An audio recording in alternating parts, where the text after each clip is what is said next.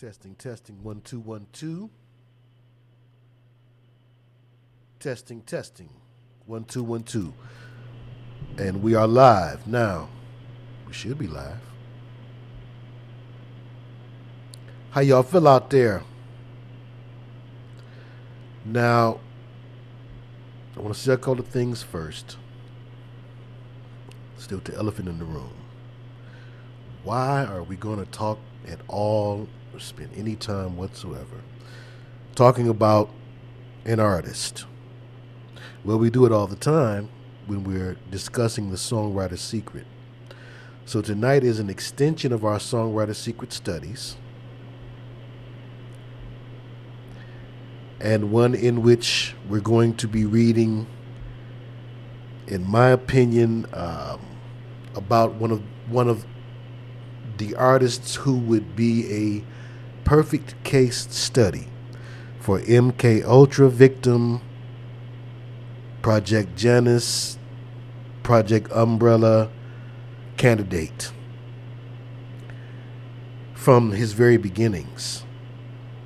His name, his wives.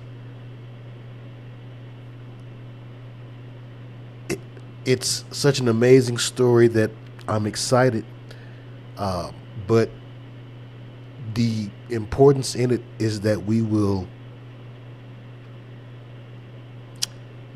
dive deep into the mind of a person who, in my opinion, suffered from dissociative identity disorder, despite their immense talent. And I don't think that I have to say it to longtime viewers here. Y'all know Marvin Gaye is my favorite artist. He's my favorite singer. It's neither here nor there. But the human being in me is excited to read this story, one that I have not read in 20 years. Now, again, longtime viewers of the show, you may want to look up some of the readings that we did of After the Dance. After the Dance was the book about him and his ex-wife, well, his second ex-wife, Janice, Jan Gaye. Okay, and it's written from her perspective. After the Dance, My Life with Marvin Gaye, we read, and we had a ball, did we not? We really enjoyed reading the story, and I clowned a while, but again, in it, we learned so much about what they do through MK Ultra and these other types of programs to condition entertainers, and even how they may even groom the women that we see, like the Kardashians and different ones. You know, they're groomed oftentimes, even from the time they're in school, to be hunters. Her name, before she became Janice Gaye, was Janice Hunter, coincidentally. But we learned so much in reading her story. Now, her book, this book, Divided Soul, which we're about to read, Brother Ray, the autobiography of, or the biography of Ray Charles, Aretha's, what do they call it? Unauthorized autobiography.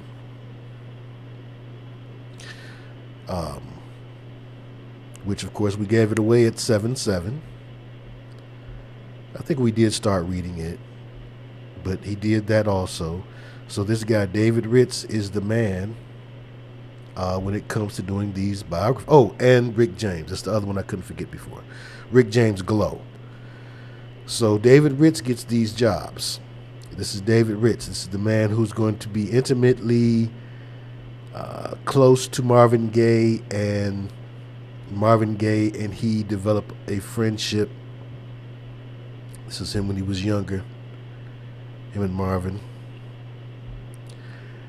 A friendship that lasted for many years until they fell out.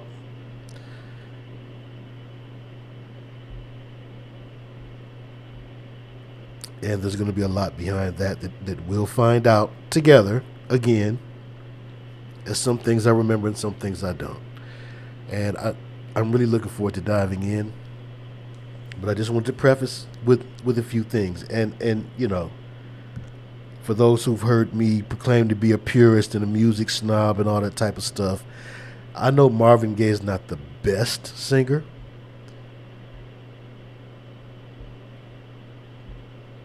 If I had a child and I was trying to teach them how to hit all the notes, the male I may lead them to would be Luther Vandross, and the female that I would lead them to would be Whitney Houston. But if they ask me, Pop, who do you like the best? I would say Marvin Gaye and Chaka Khan. So one can understand when they have a preference towards something, how not to be biased. Totally. Sometimes Marvin would strain. Chaka strains a lot. But I really like Marvin Gaye's rebelliousness, which is going to shine throughout the book. Folks don't know Marvin ran off on the plug twice.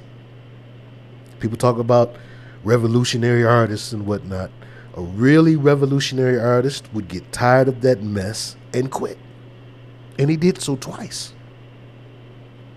Second time they had to send Smokey Robinson out there to his van that he was living in on the beaches of Hawaii with $13,000 from Big Barry, who wanted Marvin to come back in the studio. Barry Gordy, in this case.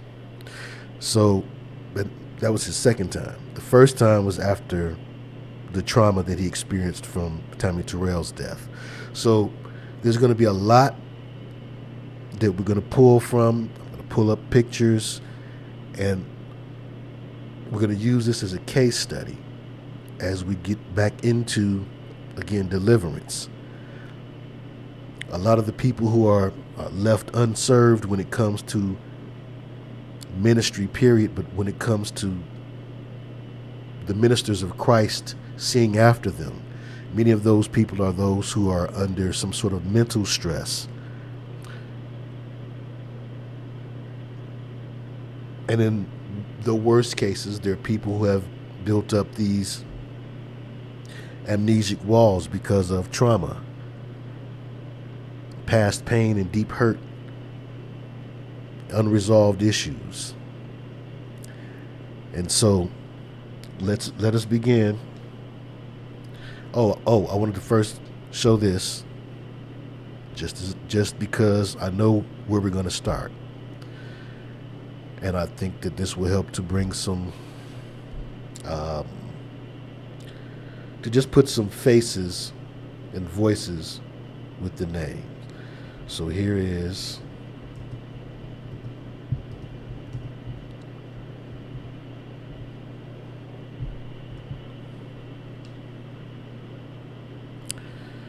now, we watched this before when I used to hold the camera up in front of the in front of the screen. But let's see here. Yes, that's Marvin's dad. Okay, so we're going to start there, and immediately after that, then I'm going to begin. Thank you for your patience, and thank you for tuning in. Welcome.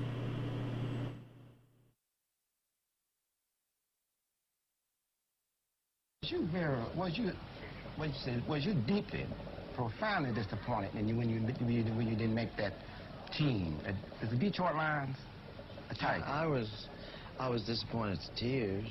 Let me tell you. I'm gonna tell you why you. You know why you didn't make it? One thing. Remember you asked us to pray for you. That's one time I didn't pray for you. Now, right there, he's talking about it. At one time, Marvin Gaye lived off of off of Outer Drive near Santa Barbara, but he lived on West Outer Drive in Detroit, Michigan. And he lived in Detroit and loved Detroit and called it home, although he's from the Washington, D.C. area. But he tried out for the Detroit Lions. And we'll get to that in the story. And, of course, he didn't make it. So that's what his old dude is supposedly joshing with him about right there. I won't tell you why, because I didn't want them to break you up. And the only thing I could see and visualize my boy on the stretcher the first time somebody hits you, carrying you out. Remember you told me when you trained with them somewhat, they thought they hit. I said, well, they naturally be easy on you. I said, well, wait till those opponents come in there. You know me saying that? No, I can take it. You know, I did good. I went through a month at Eastern Michigan, and they're a pretty tough bunch of guys up there, and we hit every day. They really did. They hit you. You didn't feel they lighten up on you? Well, I don't know. I didn't get hurt. You know, I had just a normal bump. But you can get hurt, you know, but I feel like football is a strange sport. I can play football. If I can get in shape, which maybe I'm probably too old now, but if I were not too old to play, I have the mentality to play football. I know I do because, you know, whatever deficiencies you may have as an athlete on a football field, if you use your brains along with your ability, you can generally negate, you know, like if a guy's stronger than you, if you're a little quicker, then you can negate his strength somewhat, and it goes like that. So, you know, I have the mentality to really play the game. That's why I never really got hurt, you know. But I could have played. I'll never forget the day when you left home, you got in that station wagon with Mr. Harvard's pickle. Now, just a couple of things to preface this. Marvin Gaye's father was a cross-dressing minister. I also saw somebody mention that it's Detroit Lions on one of his songs. On the background vocals of What's Going On. This is also going to be in the book because this is how I know it and remember it from 20 years ago. I haven't read this book since then. But that, hey, how you doing? What's happening? That's Mel Farr. Mel Farr, the superstar for a far better deal. For Detroiters who remember, if you my age, you don't remember Mel Farr on the football field, but you remember him slinging them cars. So, yeah, so Mel Farr and Marvin Gaye was buddies, so it could have been other Lions there as well. But he always kept a big entourage of people in the studio, of all sorts and types. But let's get to the story. And you bumped your knee on the door, you're looking up to tell me goodbye. And I went to you goodbye, and that's when you left home and things began to move there. And you went through a period of, I guess, little hardships, which is a part of a person's bring them up and a part of their, you know, building them up. And finally, when you first put out your first record, seemed to me, I was surprised along the way. I said, here's a dream come true. I had a lot of dreams about you, and I saw it, didn't I? And then I said, now here he's doing the very thing which he told me he would do with that formal training. I'll never forget that picture, you getting in that car. You'll be surprised the feeling that the parents have when they see their children leaving, going out in the world, not knowing. And then those days, you know, juvenile delinquency was prevalent all over the nation. And we understand we can get this feeling, oh, I hope you don't go anywhere and get into trouble. So we had to live with that. And by you not getting into trouble, that was a great burden off your mother and our minds and our hearts. And I'm going to give to you now before these cameras and for these people, I think you're one for myself. As long as I know you have a humble mind, and as long as you know there's a God upstairs, you can call on him and respect the people. I think you a really wonderful person. I'm going to give that to you. It's my time. And I'm proud of you, I really am. Okay, now, Marvin, as we'll read in the story, he was constantly seeking the approval of his father. He was constantly also struggling with manhood, believe it or not, somebody that people look toward as a sex symbol and the man's man and blah, blah, blah. He struggled with his own manhood. He put the E at the end of his name. So imagine you growing up in the ghettos of Washington, D.C., and all the kids in the hood know that your dad walks around with that Aunt Esther wig on, in high heels, and sometimes a dress, and goes to the church of whatever, some extreme cultish type of church. They'll name it all. We're gonna get to it all. So he had that going for him. Then, for whatever reason, Marvin's father, who, spoiler alert, who ended up killing Marvin Gaye, for those who don't know that very famous story, Marvin's father had it out for him from the time he was a little boy.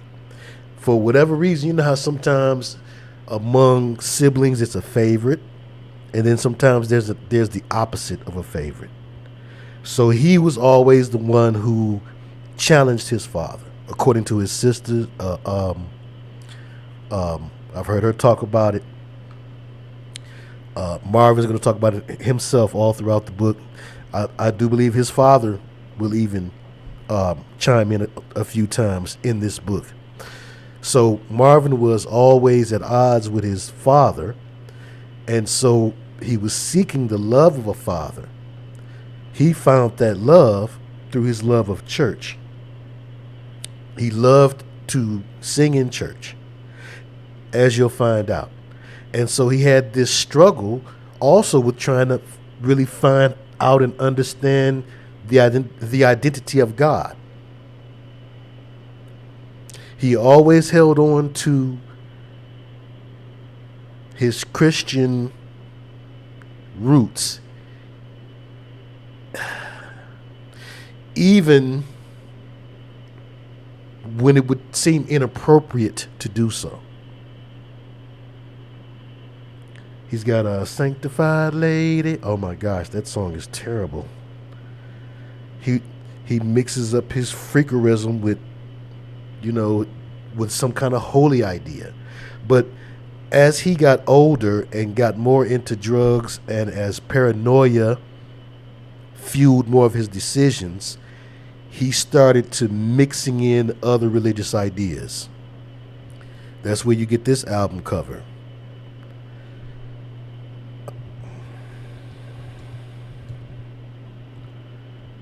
In Our Lifetime, which everybody knows a Jay-Z bit, but this was Marvin's visual expression of that divided soul idea of him, of like there's a devil part of him and there's a angel part of him, and they're at war playing chess, and he sees himself as both in all of that. So anyway, so he was having these, and yes, the checkerboard, divided soul. He was having all of these conflicts, and it played out in the music. So let's get to the book now. I think we've given folks ample time to get in here. Gave them 20 extra minutes. So here we go.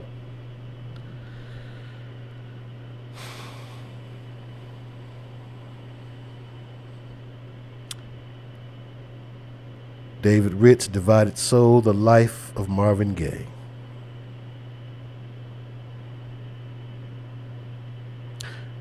David Ritz also did Smokey, Inside My Life.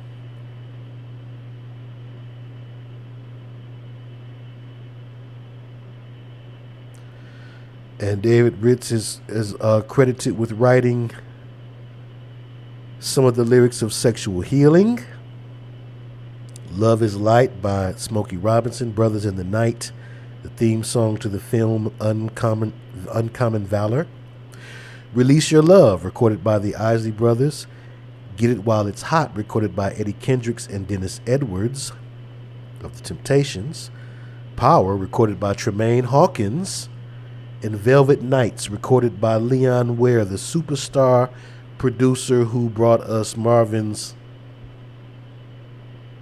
probably most memorable album next to what's going on, And that would be the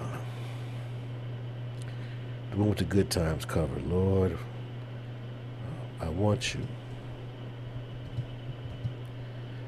And Leon Ware produced that album and gave it that sound. I Want You. So this David Ritz guy is awful connected to have written for all of these folks. Interesting.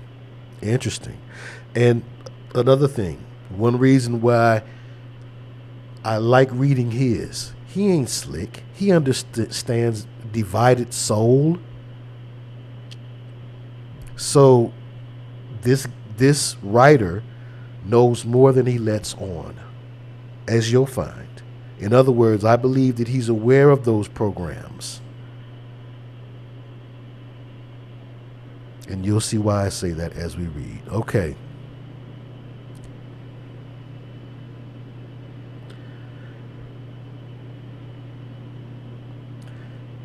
It's dedicated to his father. For my father with love is what, because Marvin started writing the book with David Ritz and he was killed in the midst of the book being written. So we're going to go past the thanks.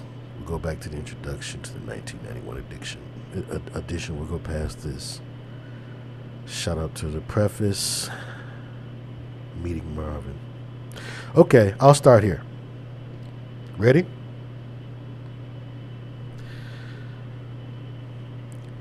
And again, I am fully convinced that David Ritz knows about the mind control. He understands those things. I don't think he's occult illiterate, not being in the position that he's in and not having the juice and the pull that he would have to have. So here's the preface real quick. Meeting Marvin. This is not the book that Marvin Gaye and I had planned. When we met in 1979, we were excited about each other's work and immediately decided to collaborate. In a letter to the Los Angeles Times, I had called his album Here My Dear a masterpiece, arguing with critics who dismissed it as self-indulgent. It was both, my opinion. Oh, and we will be having prayer requests in church tomorrow. So we're having our fun now. But even in that, there's going to be a lot to draw from this, trust me. Okay. Marvin had just read Brother Ray, which I'd written with Ray Charles, and said he wanted to do a similar book with me. At the time, I was in the middle of a novel based upon a childhood fantasy, The Man Who Brought the Dodgers Back to Brooklyn. But I put the project aside. Working with Marvin was an even greater fantasy. We became fast friends. Separated from Janice, his second wife, Gaye was staying with his parents on Gramercy Place. I was living only 2 miles away in the same Crenshaw-Wilshire district of Los Angeles, close to his private recording studio on Sunset Boulevard in Hollywood. Pardon me. These were the two locales where we did most of our talking. His bedroom at home, the same room where 5 years later he would meet his tragic end, and the apartment he kept atop the recording studio were the places he felt most secluded and comfortable. We also spent time on his estate in Hidden Hills in the San Fernando Valley, where he had lived with Janice and their 2 children. For a while, I went on tour with him, traveling in his customized Greyhound bus. 2 years of pulling information out of Ray Charles proved to be the right sort of training for dealing with Marvin. There were great similarities between the 2 men. Both were brilliant, moody, and self-absorbed, but there were also differences. Ray Charles was a disciplined businessman, a dependable partner who jealously guarded his time. Gaye hated business. We never discussed terms or contracts for the book. and had no, yeah, I bet y'all didn't, and had no more regard for keeping appointments than for meeting deadlines. I'd have to catch him whenever I could. When we did speak, though, the conversation could go on for days. Often, we spoke before concerts, afraid of performing. He'd reflect on his childhood when he should have been dressing and heading for the stage. Yes, Marvin Gaye was afraid of performing. Again, all of these dualities.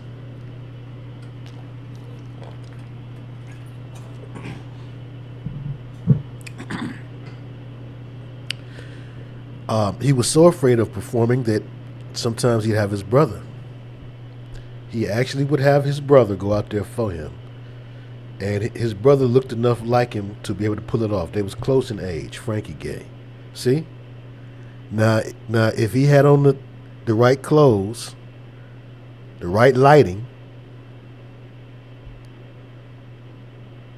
you know, he could pass for him.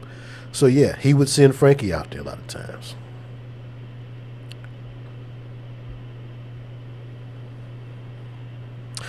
Sometimes he'd interrupt or end a recording session to tell anecdotes about his early Motown days or expand upon his views of heaven and hell. We'd read poetry together. I convinced him that he was spiritually related to Dante, Donna, Shelley, and Keats. Or we'd talk all night, seated in the back of his limo as his chauffeur slowly drove along the San Francisco Bay till break of dawn. Alternately merry and melancholy, Marvin had an urgent need to talk and to be understood. Our discussions were almost always probing, sometimes turning to debate or prayer. Marvin Gaye was not a man given to superficiality, especially when discussing himself. Although Ray Charles and I finally became friends, I could never help but see him as an authoritative uncle or father. Because Marvin and I were closer in age and because he was a remarkably candid man, our relationship was far more relaxed. It included warm feelings of brotherly love. Brother Ray didn't trust him. Self-analysis did not come easily to Ray. With Marvin, it was second nature. He was a reflective artist who wrote and sang about personal feelings. He saw the events of his life as an extraordinary work of art, which he evaluated with remarkable objectivity, much as he might evaluate one of his recordings. Through Marvin, I met and interviewed his family and became friends with his brother Frankie, his sister Jean, and his mother. Marvin Gaye's sister and mother.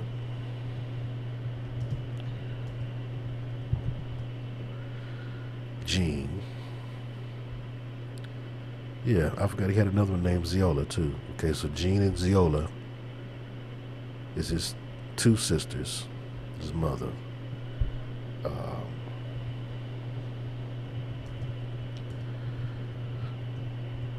And he was fighting his father over his mother when his father discharged a handgun into his body and killed him. The handgun that Marvin gave him, because Marvin said, "They're after me."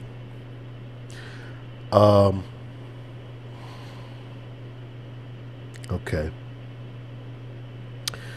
Let me see. Through Marvin, I met and interviewed his family, became friends with his brother Frankie, his sister Jean, and his mother, in whose bedroom I attended occasional prayer meetings on Saturday afternoons.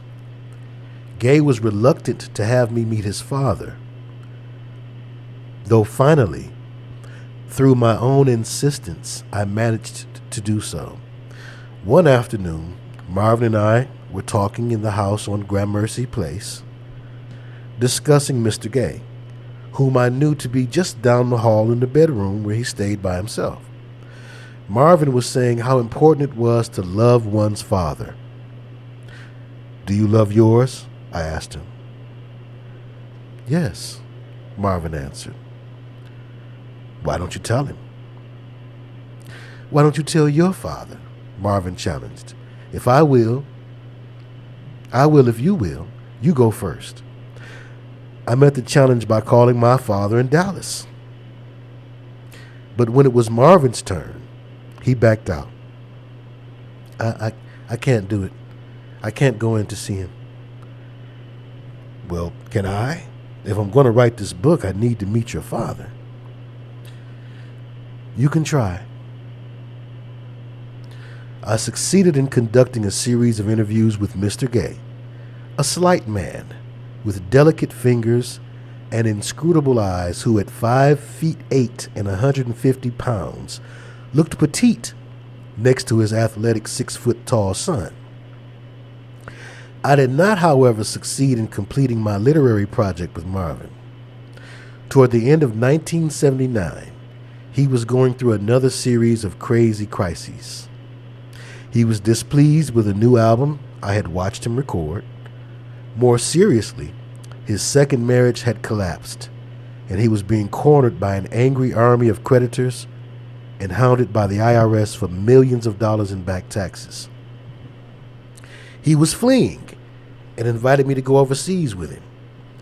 Reluctant to leave my family for an indefinite period of time and unwilling to chase Marvin halfway across the world, I stayed home, banking on the fact that eventually he'd be drawn back to Los Angeles and his mother. He'd been gone 2.5 years when in 1982 I found an excuse to visit him in Belgium. The cover picture, this is from Marvin in Belgium. I remember that.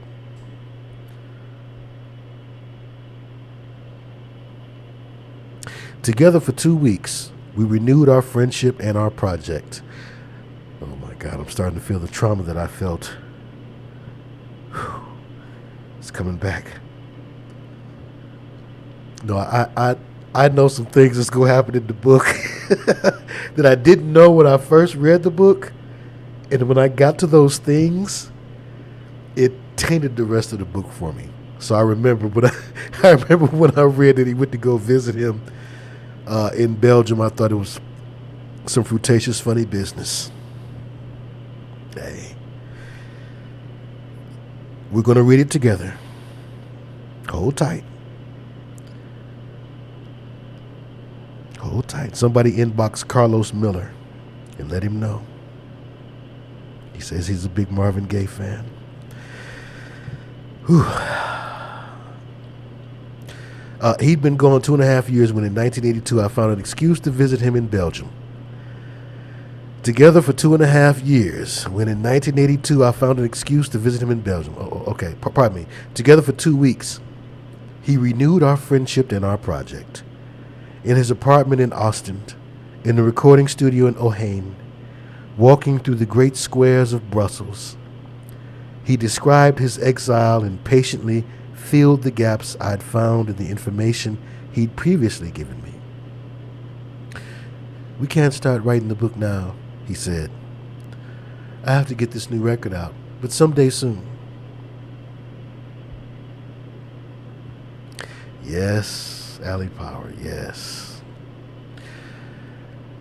It's coming. JB says sounded suspect already. Maybe it's the way I'm reading it. No, it's the way you're reading into it, and you're correct.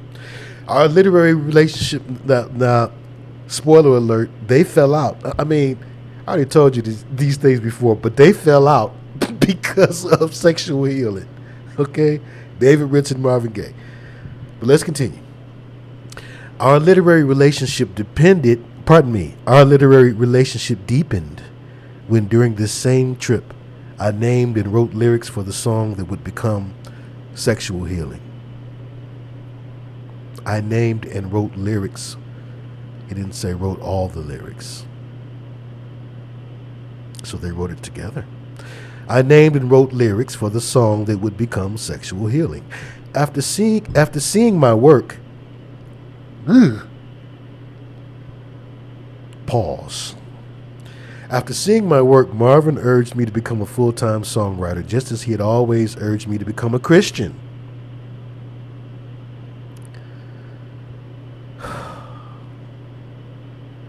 Again. After seeing my work, Marvin urged me to become a full-time songwriter, just as he had always urged me to become a Christian. He also tried to cure my stutter. Lord, this is too much. Unfortunately, everyone grow up. Stop it. Behave. Marvin was fluid before there was a word for it. Fluid before anybody knew it. Unfortunately, our musical collaboration spelled the end of our friendship. That happens in life. Unfortunately, our musical collaboration spelled the end of our friendship. It doesn't have to be that way, though. Once the tune was a hit and Marvin found himself back in America, we fought over credit and money. The last time I spoke with Marvin was in 1983 at a hospital in Los Angeles, just hours after the birth of his brother Frankie's daughter, April. There was obvious tension between us. Our argument hadn't yet reached the lawsuit stage, though we were well on our way.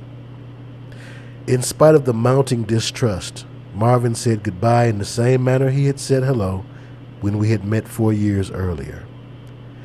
He asked that we silently meditate for a few moments. Afterward, we embraced as he whispered, "God bless you." We never spoke again. In late March of 1984, our mutual friend, Dave Simmons, determined to bring us together, forced Marvin to reread a long and admiring article I'd written about him in 1979. "Read this," Dave urged him, "and you'll see that Ritz really loves you." According to Dave, Marvin read the article and remembered the good feelings between us.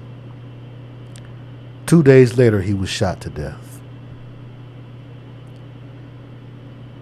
Even before I met Marvin Gaye, I had been convinced that I was chosen by fate or God or the power of my own passion to write about his life in music. What I thought would be a joint effort has now become a solitary work. Either way, this is a book I've had to write. As a creative character, both mythic and real, Marvin has haunted and thrilled my imagination since I was a teenager. Dreamy. Marvin's so dreamy. That's how he sounds.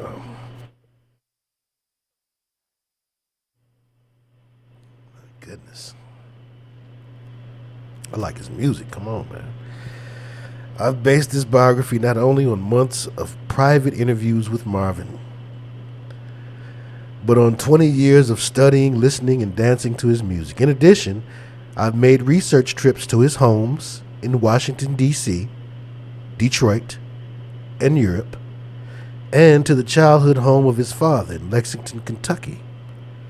I've spoken to dozens of Marvin's friends and acquaintances from every period of his life, as well as to his preachers, teachers, managers, producers, lawyers, and adversaries. I've also been privileged to amass a complete collection of his recordings, which include a wealth of unreleased material given to me by Marvin and his colleagues. Finally, I've examined everything I could find that's been written on Gaye since he stepped into the spotlight in the early 60s. Marvin Gaye hated hypocrisy. In spite of a vicious streak of self-destructiveness which I believe led to his own demise, he was a man, an enormously complicated man, who reveled in candor. He pleased himself and those who were curious about him with outrageous disclosures. He loved to surprise and shock. "Well, if I can't be honest about myself," he told me, "I can't be honest about anything." Above all, he strove to tell the truth about the conflicts between his body and his soul. This is the spirit in which I offer this book, hoping that it not only informs the reader, but satisfies Marvin Gaye's courageous notion that painstaking revelation is a way of growing closer to God. Talk about oversharing. Marvin's music, it's a lot of oversharing.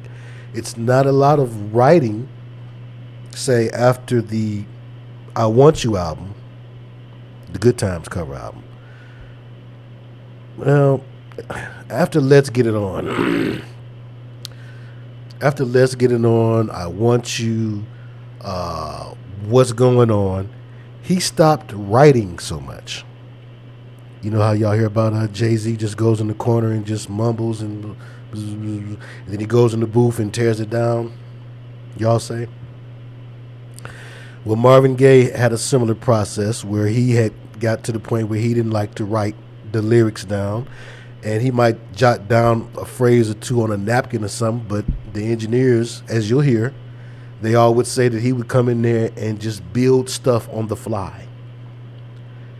And that's the Marvin music that I like. I'm not a Motown music fan per se. That's my mama's music. Doesn't really connect with me. A lot of it sounds kind of bubblegummy and popcorny and cheesy to me. I like Marvin's era from I Want You, well, from What's Going On down.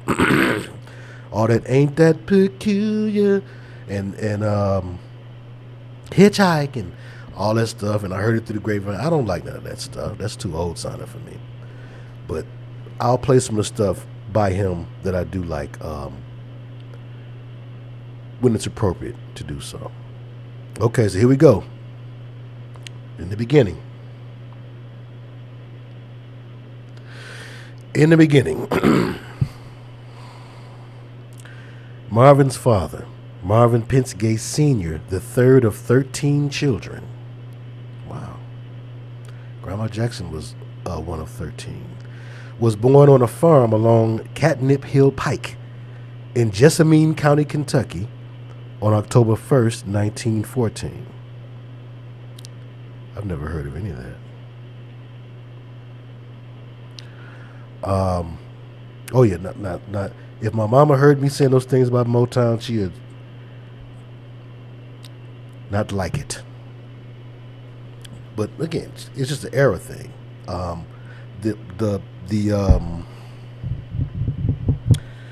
do like the era of like Psychedelic Shack and Papa Was a Rolling Stone. Oh my God, the producers' names are on the tip of my tongue.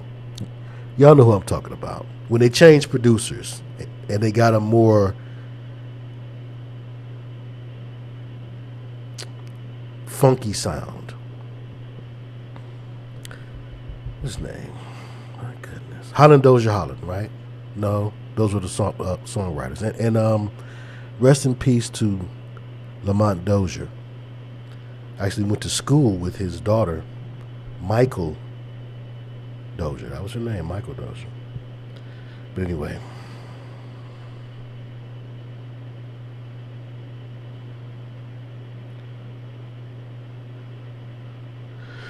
All right, here we go. Yes, thank you, Norman Whitfield. Thank you, Jay. Jay said it first. And then Ms. Yo, Truth and Love, said it right. Yes, indeed. That's the sound I like. Okay, so here we go.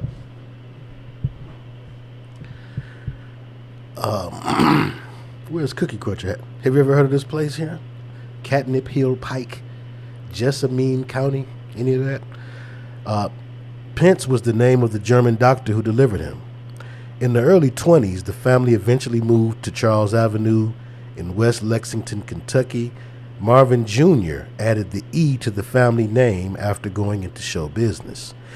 Gaye's parents had been sharecroppers, and his mother broke sharply from the rest of the black community by joining what seemed to her neighbors an eccentric church, the House of God. Here we go.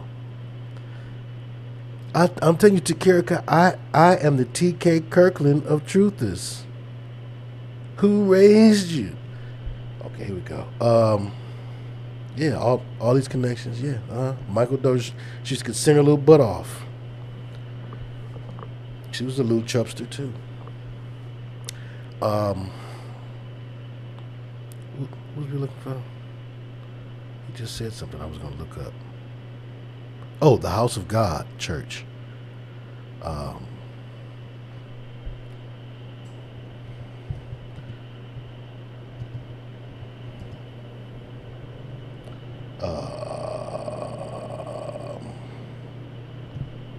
Yeah, hold on. There you go.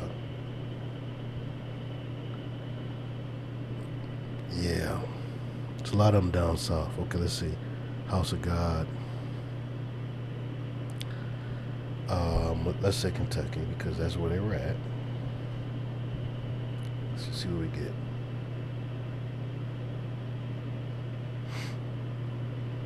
Okay. Oh my gosh, talk about the T.K. Kirkland of truthers. If y'all can hang into the end of this reading, I got a story to tell y'all. Okay, so seemed like they were into a little bit of Mosesism or Hebraic. Seemed like a mix of like Kojic and Hebraic type of deal. This is the House of God, Lexington, Kentucky, right there. So they all wear white. So like they're supposed to be super sanctified. So how his old dude thought he could walk around in that Marla Gibbs wig is just.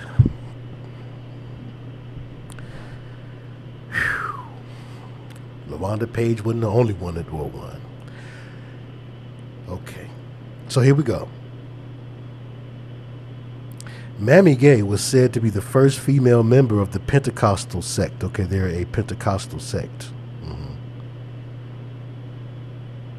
Okay. According to Bishop Simon Peter Rawlings, chief apostle of the church, and for years Marvin Gaye Sr.'s closest associate and friend, the movement was founded in 1918 by R.A.R. Johnson, a black man from New Bern, is it New Bern? New Bern, North Carolina. The long official name is a combination of quotes from the Old and New Testaments, Isaiah and 1 Timothy. The house of God, the holy church of the living God, the pillar and the ground of the truth, the house of prayer for all people. Well, and trust me, I won't forget. If y'all want to hear it, this is a story, man. Okay. I'm just going to tell you, I met a bodyguard to the stars. And like people always do, he told me some stuff. And I'll tell y'all. Matter of fact, I said I was going to have him on here, but he said he can only do it on Wednesdays. So I can't wait to tell you. I'm going to tell you tonight. Okay, here we go. I'm telling y'all, it's a trip. It's a trip, what he told me. Okay, similarly, the church is a bizarre mixture of Orthodox Judaism and Pentecostal Christianity. If you want to understand my religion and the spirit I received as a child, Marvin Jr. once instructed me in his high-pitched, sad-edged voice, then you must begin by talking to Bishop Rawlings. He's the man. If you want to understand our church, Bishop Rawlings told me, come to our services. Our building is somewhat larger these days, but we worship God as we always have and always will. On Georgetown Road, on the other side of the tracks in the shadow of downtown Lexington, Sabbath services at the House of God begin at 3 o'clock on Saturday afternoon. First, you notice the women, dressed dramatically in white. Such is the dress code from Passover to Harvest Festival. This is a Christian church where only Old Testament holidays are honored. Now, this is the church you grew up in. Interesting. Wait a minute. Interesting. We follow biblical instructions, says Bishop Rawlings, And the Bible does not ask us to celebrate Jesus' birth or the crucifixion. Christmas and Easter are holidays that some might even view as pagan, and we feel obligated to ignore them.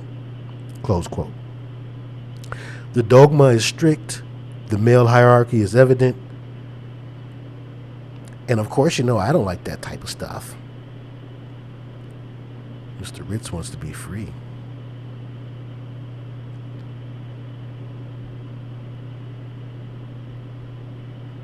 No, I don't do the religious thing. Okay. The dogma is strict, the male hierarchy is evident, the elders and deacons refer to one another by title, but the sight of the women in white is touching. Their heads are covered with white pillbox hats, lace flowing from the back, the crowns adorned with pale blue stars of David. I wished I could try one on. Their young daughters wear black velvet skull caps with stars of David embroidered in white. That's what he wanted to write. Not long ago, says Estella Mayberry, Marvin Jr.'s first cousin and long-standing member of the Lexington Church, not long ago the women wore full white headdresses. They still do in many of the houses of God today. The feeling is warm and maternal. The women take on the appearance of spiritual nurses, and it's easy to see why young Marvin Jr. was so deeply comforted by the church. The church women, he remembered. Oh, how they loved it when I sang. They'd hug me and smother me in their huge breasts. I liked the way that felt. Being able to please them with my voice, reaching to God, feeling their satisfaction. I could always please Mother by singing. The gospel music in the house of God is traditional, wildly emotional, loose and free. Wailing saxophones, tambourines, organ, piano, guitars, trumpets, call and response, hand claps, and dancing in the aisles. The mood is electric, ecstatic. The only musical obligation, explains Bishop Rawlings, is that we make a joyful noise. And we further believe that music should not be used for secular purposes. Dun, dun, dun. Twist in the plot. The pulpit is adorned with a large Star of David carved in wood. They didn't know it was a hexagram. Twin sets of the 10 Commandments in extra large print are set in frames facing the congregation. At the start of the service, the worshipers read the commandments out loud. We observe the dietary laws of the Old Testament, instructs Bishop Rawlings. No shellfish, no pork. We believe in divine healing. On the Day of Atonement, we fast and stay in church from sundown to sundown, 24 straight hours, much like the Orthodox Jews. On Passover, we eat unleavened bread. If a brother or sister among us is moved to speak in tongues, which happens on occasion, we have absolute respect for that process. I loved my father's religion, Marvin Jr. told me. At a very early age, I realized I was born into a very rootsy church, and I found it exciting. The idea of tearing thrilled and fascinated me. That's where you wait for the Holy Ghost, where you repeat over and thank again, you Jesus. Thank you, Jesus. Thank you, Jesus. Thank you, Jesus, until the Spirit arrives. It can take minutes or hours. Later, I'd understand that it was similar to the way Eastern religions use mantras. We were tapping an energy force in the universe. Marvin Sr. followed his mother into the church and became an active member at an early age. While still a teenager, he began traveling through the South with evangelist Sister Fame. Marvin Sr.'s uncle, James Gaye, recalled how his nephew and Sister Fame made a tour, begging gas, tires, and anything else along the way. I was enraptured with God and all he could give. Oh no, this is Marvin Sr. Okay. I was enraptured with God and all he could give, Marvin Sr. related to me when I first met him in 1979. In describing his childhood, he spoke eloquently, his voice tinged with an accent that sounded slightly affected, slightly aristocratic. Oops. Because of the work I had to do to survive on truck farms and tobacco fields, my work for Jesus was that much sweeter. The Depression nearly destroyed us. Our ministers, Bishop Rawlings explained, were not formally trained. Mr. Gaye, like myself, was divinely inspired to serve God. We were ordained through the Spirit of God. In 1934, Gaye Sr., Father Gaye, met his wife-to-be, Alberta, in Washington, D.C., where he had come to preach. There was tragedy in my younger life, Mrs. Gaye had told me in her kitchen in Los Angeles in 1979 as she fixed Marvin's lunch. My father, for instance, was a violent man who once shot my mother. Wow. Mama survived, but the fear still lives inside me. My father died in a hospital for the insane. I never really had a father, and they didn't put me in school till I was 8. When I met my husband, Mrs. Gaye told me during one of our long conversations, I had just come from Rocky Mountain, North Carolina. I also had an infant son, Michael. I knew nothing about the city and city life. Mr. Gaye and Mr. Rawlings both courted me. Pardon me. Mr. Gaye and Mr. Rawlings both courted me. Oh, wow. The bishop, too, huh? I believe they both wanted to marry me. Sometimes the three of us would go out together and I'd kiss them on the cheek goodnight and wonder which man I liked better. Mr. Gaye seemed more powerful. Only later on did I learn about the awful violence of the Gaye family back in Lexington. There were stories of shootings, gays against gays. On July 2nd, 1935, Marvin Sr. and Alberta were married in Washington, D.C., where they found an apartment in the Southwest Projects at 1617 First Street, only a few blocks from the Anacostia River. Not wanting to raise the child as his own, Father Gaye sent Michael to live with Alberta's sister Pearl in the same city. 2 years later, their first child was born. They named the girl Jean. It was important that I have a male child, Mr. Gaye said in the living room of the Gramercy Place home when I interviewed him, with his wife by his side in 1982. In her husband's presence, Mrs. Gaye appeared almost a different person from when she'd spoken to me alone. Before, she was anxious to discuss her country upbringing. Now she was remarkably reticent, saying only a few words, while her husband spoke for hours. A namesake is what I wanted, Father continued. The day he was born, I felt he was destined for greatness. I thanked God for the blessing of his life. I thanked God for Marvin. I knew he was a special child. My husband never wanted Marvin, Mrs. Gaye told me, and he never liked him. He used to say that he didn't think he was really his child, and I told him that was nonsense. He knew Marvin was his, but for some reason, he didn't love Marvin, and what's worse, he didn't want me to love Marvin either. Marvin wasn't very old before he understood that. The tragic triangle was established at birth. Rejection, resentment, abandonment, all of the seeds of betrayal. The tragic triangle was established at birth, father and son competing for mother's love, a tension that only grew over the years, finally exploding in 2 angry blasts of gunfire. Chapter 2, Original Sin. Now, I just want to ask you guys for a little grace, if I can just take a little water break. I will be right back. So glad to see all of you here. We've got 188 people here thus far. Big niece Sunshine is in the house. Sister Minister T is in the place to be in the Rigger family. Cassandra Sellers is here. Good brother Minister Don is in the house. Sister Lyricist is here. Cuzzo, Cypher, Barry Duncan from New Zealand. Carmen Gregory, Allie Power, Kalia G.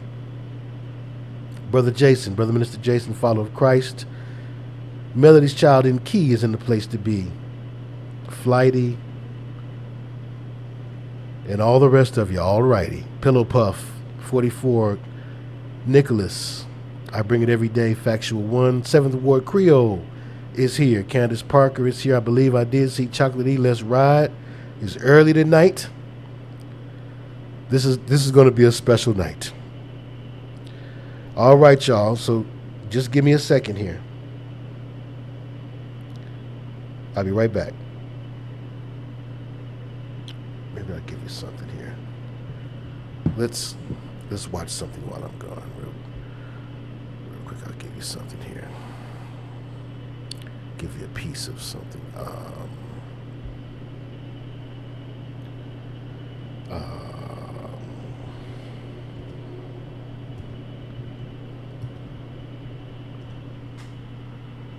saw this. This was kind of cool.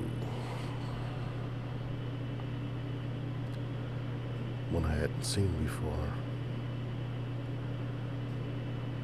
Oh, now I can't find it, of course.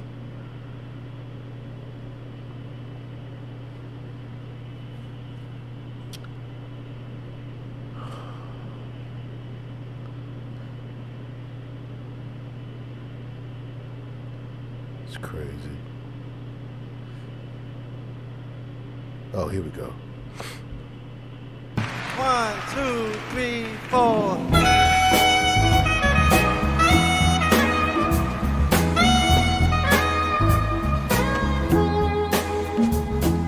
Mother, mother, there's too many of you crying. Brother, brother, brother, there's far too many of you dying. You know we've got to find a way to bring some loving here today. Father, Father, we don't need to escalate. Oh, it's not the answer, for only love can conquer.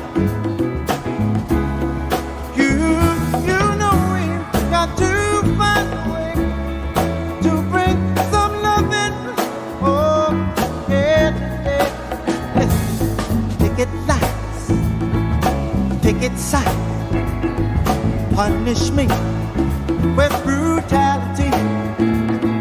Talk to me, honey, so you can see what's going on, what's going on, yeah, what's going on. Tell me what's going on. Woo! Come on here. Woo! Hey, baby. Hey.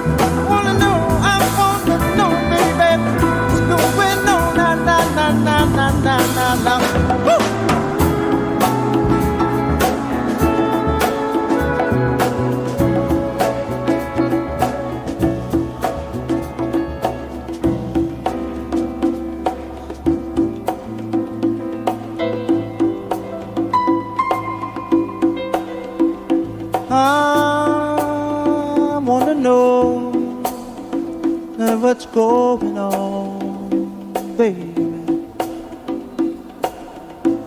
Yes, I want to know what's going on right now, people. Oh, what's going on, brother?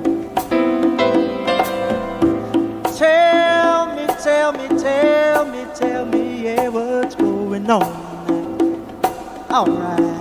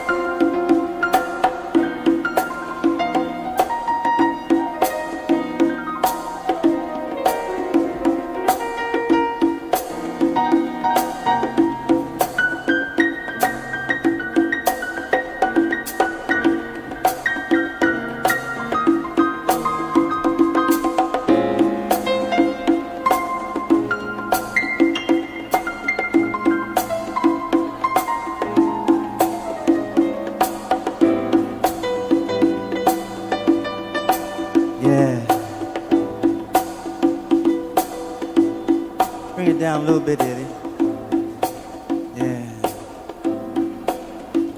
A little bit, right there. Here we go. Here we go.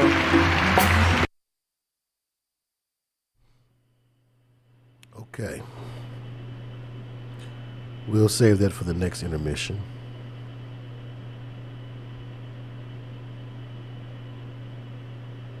Okay. Here we go.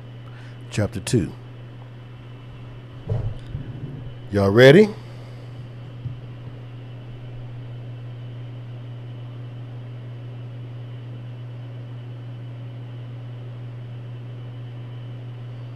If I miss you, I'm not trying to dish you. Thank you, Sister Khadijah Pitts, for the super chat.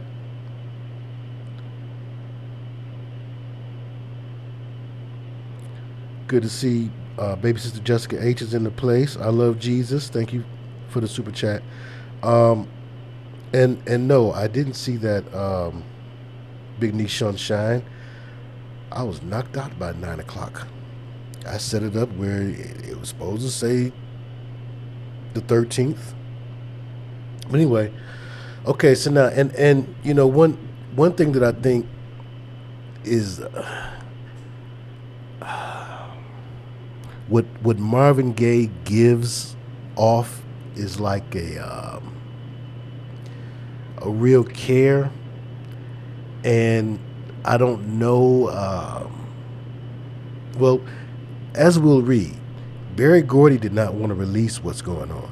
Berry Gordy thought that was going to be the end of his career. He thought that was going to tank Marvin for sure, that nobody wanted to hear Marvin Gaye talking about what's going on. They wanted to hear him, you know, ain't that peculiar, you know, and Marvin wanted to get out of that. But more importantly than that, his brother Frankie had just came home from Vietnam. And so his brother had all these tales of what he had experienced over there. And Marvin's just looking at the world and his place in it, and he wanted to do something. And it's what an artist can do. You know, it's not much that an artist can do. You can't fight with your singing voice per se. But what you can do is you can change minds, and you can influence folks to fight a good fight, or folks to be encouraged to fight a difficult fight. Thank you, Sister Julie V. God bless you, and thank you for the super chat. And if Scripture is correct, and I believe it is, in telling us that David chose the musicians from out of the Levite tribe, musicians were supposed to be priests and ministers, period. Marvin has that anointing on him. We're reading all about his history starting up in the church. When you hear him singing, you feel the anointing on his voice. Now, the Lord can give someone an anointed voice or an anointed gift. It's up to that person to give that gift back to the Lord. But even in instances where they don't, let's say you have an anointed voice. If you go somewhere and do karaoke with some friends, is the anointing not still on your voice? Think about that. So I believe that he was supposed to sing for the Lord and be in ministry. And this is as close as he got to it. And as always, when we stray too far off the path that the Almighty Creator has for us, once you're too far off of that path, then your time here is over. Rather than allow for you to continue to destroy others and yourself, the Lord allow for you to get took out of here. And but we'll get more into that when it's appropriate. So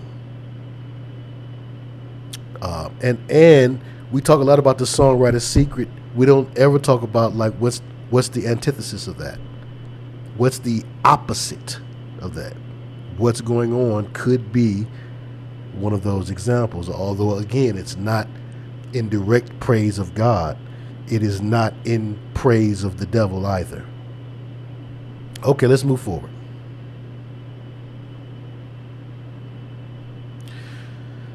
Marvin Pence Gaye Jr. was born at Freedmen's Hospital in Washington, D.C. on April 2nd, 1939, a Sunday,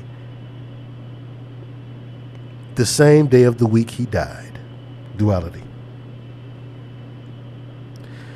In the same city exactly 1 week later, the great black contralto Marian Anderson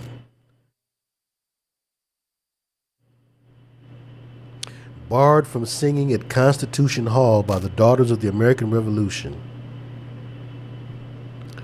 would perform at the Lincoln Memorial before 75,000 spectators on Easter morning, thanks to the intervention of Secretary of the Interior Harold Ikes.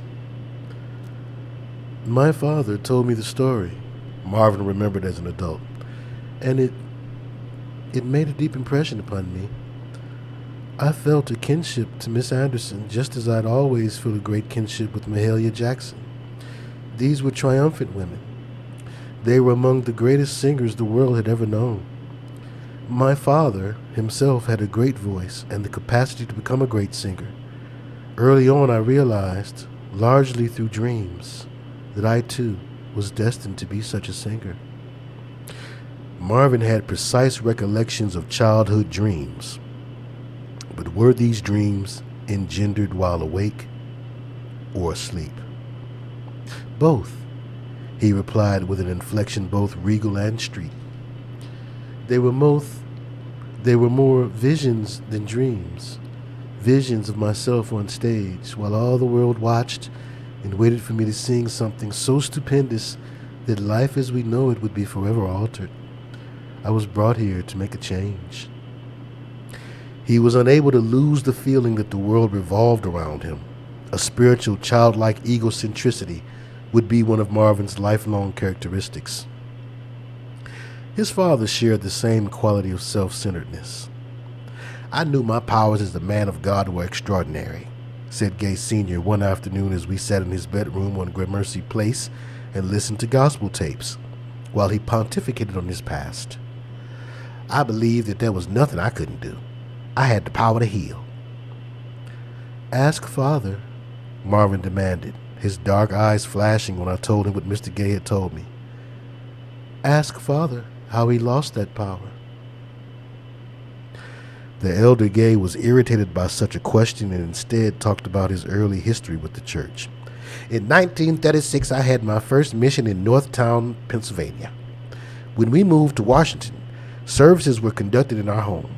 We were joined by another family, the Solomons, who actually lived with us and a few others.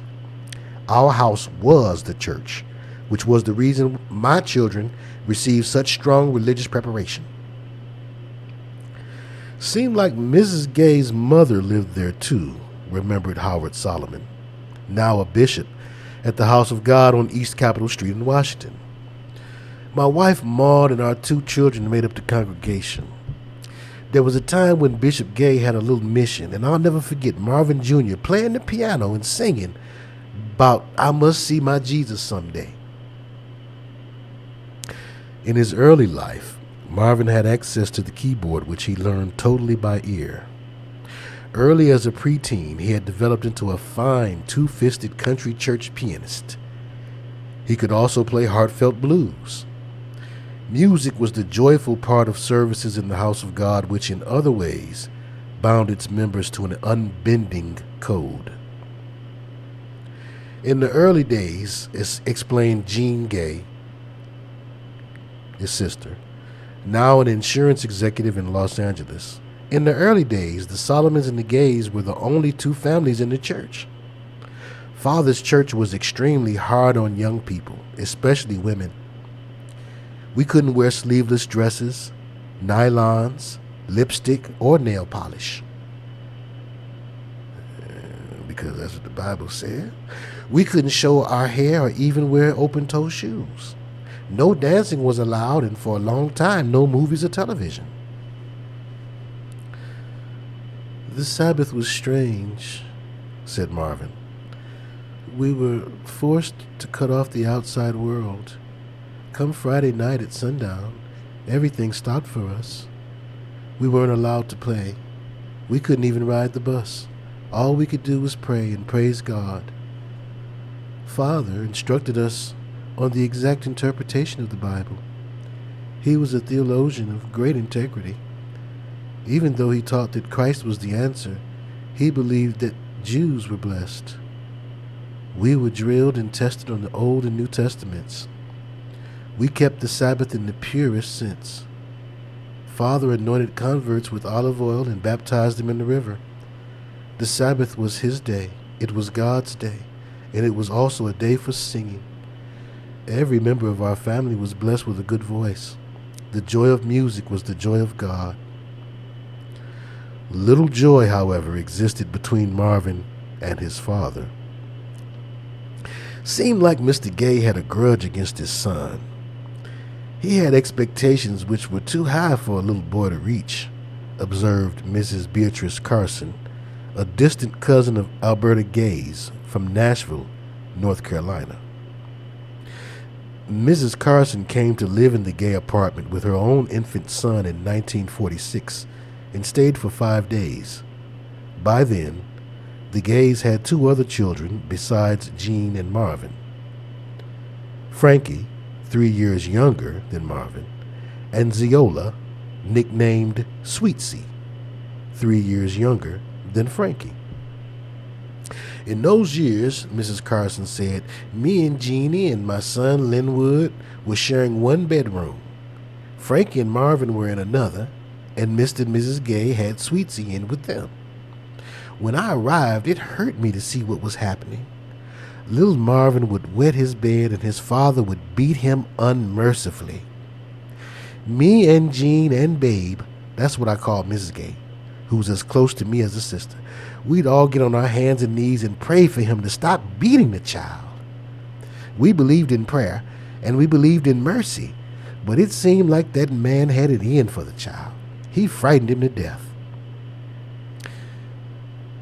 It wasn't simply that my father beat me, Marvin confessed one April night in Belgium in 1982 as he peered from his huge apartment window down into the dark North Sea, his back turned to me.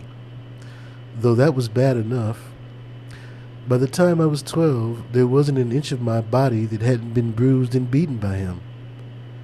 But Father did something far worse. You see, He's a man with a subtle mind. He understood that if you're interested in inflicting pain, prolonging the process adds to the excitement. He'd say, "Boy, you're going to get a whipping." Then he'd tell me to take off my clothes and send me to the bedroom I shared with Frankie. Frankie was smarter. He placated him, Father. But I felt I had to challenge Father, and he repaid me with his belt. It wouldn't have been so awful if he had hit me right away.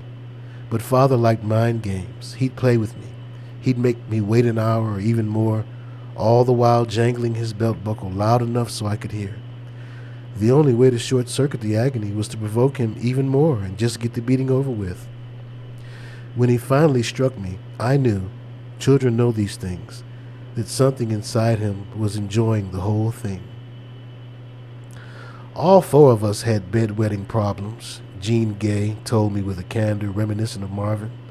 That should tell you something about the nervousness and fear that existed in the household. Father hit us all and demanded that we be naked for the whippings. Then he'd get his strap or switch and beat us till he saw welts on our skin. He wouldn't be satisfied until he saw those welts. In his mind, that meant we'd learned our lesson.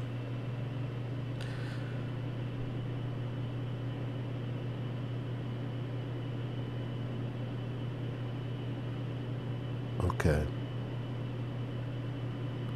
Once when I was 11, I wet my bed.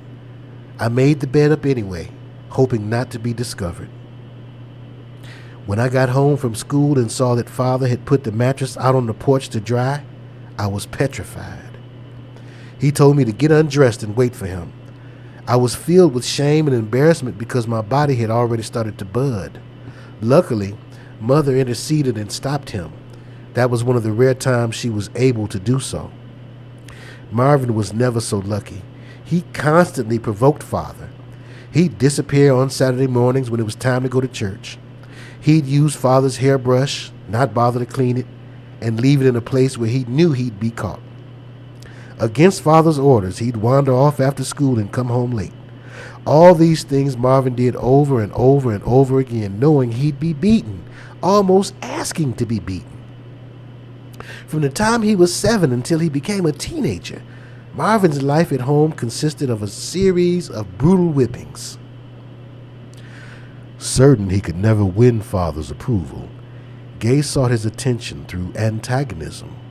For the rest of his life, Marvin would express his need for affection through provocations of violence, the perverse pattern of behavior which would literally kill him. All the children were very scared of him, Mrs. Gaye told me. I tried to protect him as best as I could, but I was very frightened myself. My husband was a fearful man. I was afraid he'd beat me. When I'd try to take the switch out of his hand, he'd push me back and then go and give them an even worse whipping, just because I tried to stop him. Did she ever think of leaving him? Yes, Mother Gaye answered, but I didn't, because I felt a loyalty and responsibility. I also felt sorry for him. I knew he needed help, so I stuck with him. Now I realized that he could have done without our children back then. He wasn't ready for children. He didn't understand how to treat them. Mrs. Carson tells me the story about how Michael, Mrs. Gaye's first child, once told an 8-year-old Marvin that he thought the family shouldn't put up with Mr. Gaye's violent ways. Marvin told his father what Michael had said. Father's response was to ban the boy from his house. Soon after, Michael was sent to Detroit to live with his Aunt Zeola. Jean Gaye remembered it differently. Michael always wanted to live with us, but he'd been led to believe that Aunt Pearl was his mother.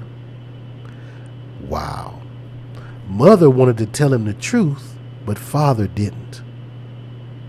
Michael finally discovered the truth when he became a teenager, and Father responded by sending him to Detroit, where he lived with Aunt Zeola. Pardon me, another sister of Mother's. Mr. Gaye's violent streak, Mrs. Carson said, was especially sad and hurtful because he'd tell me how his own father back in Kentucky would beat his wife, Mr. Gaye's mother. He'd describe the blood and the horror he saw, ancestral, generational, familial, and familiar. Living with father was something like living with a king, Marvin observed. A very peculiar, changeable, cruel, and all-powerful king. You were supposed to tiptoe around his moods. You were supposed to do anything to win his favor. I never did. Even though winning his love was the ultimate goal of my childhood, I defied him. I hated his attitude. I thought I could win his love through singing, so I sang my heart out. But the better I became, the greater his demands. I could never please him. And if it wasn't for Mother, who was always there to console me and praise my singing, I think I would have been one of those child suicide cases you read about in the papers. Close quote. What about normal childhood activities? The word normal could never describe my childhood, Marvin claimed. First of all, I knew we didn't live in a normal neighborhood. I was brought up in a slum, the part of the town we called Simple City. It seemed half city, half country. I never lived in a high-rise or a tenement like you see in Harlem. It was definitely funky. Some people had outhouses, but there were also trees and grass. Still, I knew we were living on the bottom. Because my father was a preacher, I felt even less normal. And the kind of preacher he was, keeping the Sabbath on Saturday and ignoring Christmas while everyone else was exchanging gifts, well, that separated us from the rest of the blacks, even the other Pentecostal black families. You should have seen the faces of the Jewish store owners in our neighborhood when we went to buy matzahs for Passover. The average person in Washington, even the average Christian, Father Gaye told me, did not accept our kind. We received no respect and were considered the backwash of society. We were constantly branded, Bishop Rawlings reiterated, and looked upon as peculiar. But because we consider ourselves special people, it was part of the burden we accepted. There were times, Marvin said, when my religion made me feel elite and terribly blessed. But there were other times when in my heart I yearned to play with the other kids on Saturday. Always being reminded that I was different was no picnic. We had our dignity, but no status. There was a stigma to living in the ghetto, Jean Gaye observed. All during our childhood, we felt that stigma very strongly. As early as age 5, Marvin was traveling with Father Bishop Rawlings' wife, Mary. Remembered little Marvin, as early as age 5, Marvin was traveling with Father, period. Bishop Rawlings' wife, Mary, remembered little Marvin at a church convention.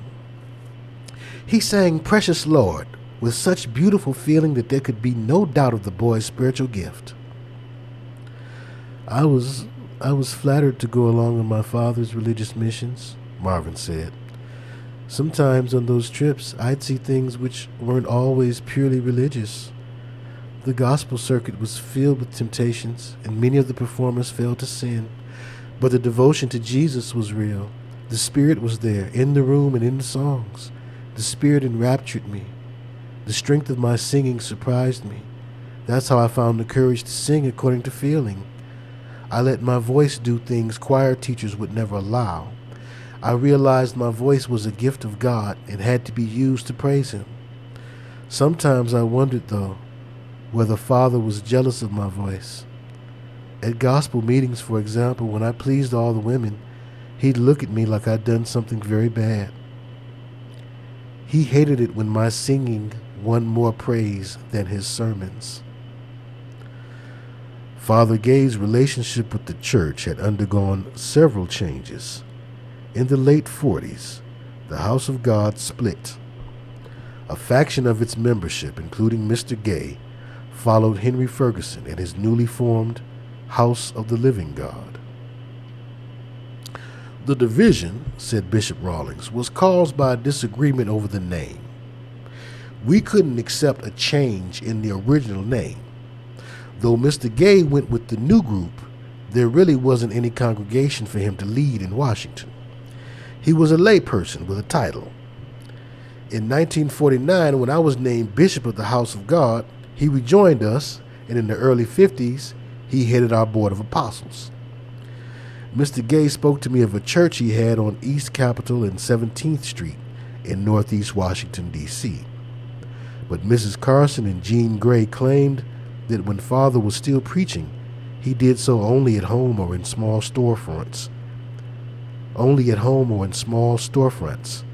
Rented for single Saturday afternoons.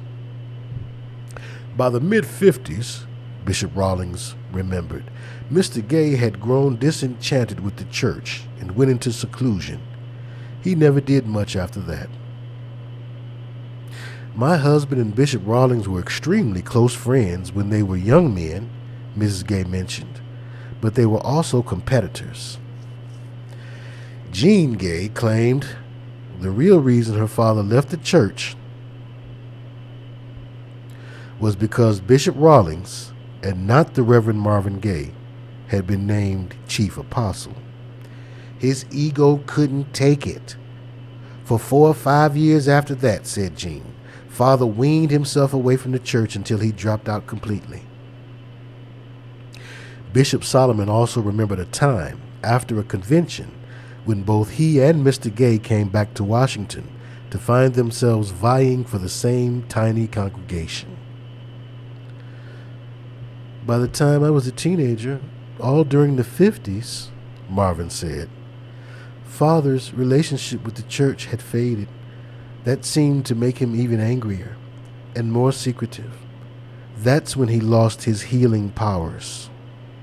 Close quote. Father always taught us that Jesus forgave, but there was also a punishing side to God. You were expected to fast, deny, and sacrifice your comforts to the point of physical pain. Those sacrifices became too much for Father, and in his heart, I believe, he punished himself for being weak. Reverend Gaye had been our teacher, Bishop Solomon stated, and it saddened me to see him leave the church. I couldn't help but think of 1 Timothy chapter 4, verse 1. Now the Spirit speaketh expressly, that in the latter times some shall depart from the faith, giving heed to seducing spirits and doctrines of devils. Thus, as a child and adolescent, Marvin Gaye witnessed his father abandon his spiritual obsessions for other, more worldly matters. Gaye Sr. was a divided soul. As an adult, Marvin mirrored the same division. During half his son's childhood, Father fervently preached. During the other half, he turned into an entirely different sort of man. Marvin lived in fear of becoming his father, of taking on Father's characteristics. The perfect relationship, the singer said, is the one between Jesus and his heavenly Father. That's the example all human relationships must follow. They were different, but Jesus and his Father were also the same. They transmitted to each other pure divine love. The absence of such a love from his earthly father became one of the towering frustrations of Gaye's life. Because Father had fallen from grace, Marvin, even as a boy, was afraid that he too would fall. As his life unfolded before him, the inevitability of that fall became clearer and the fear more intense.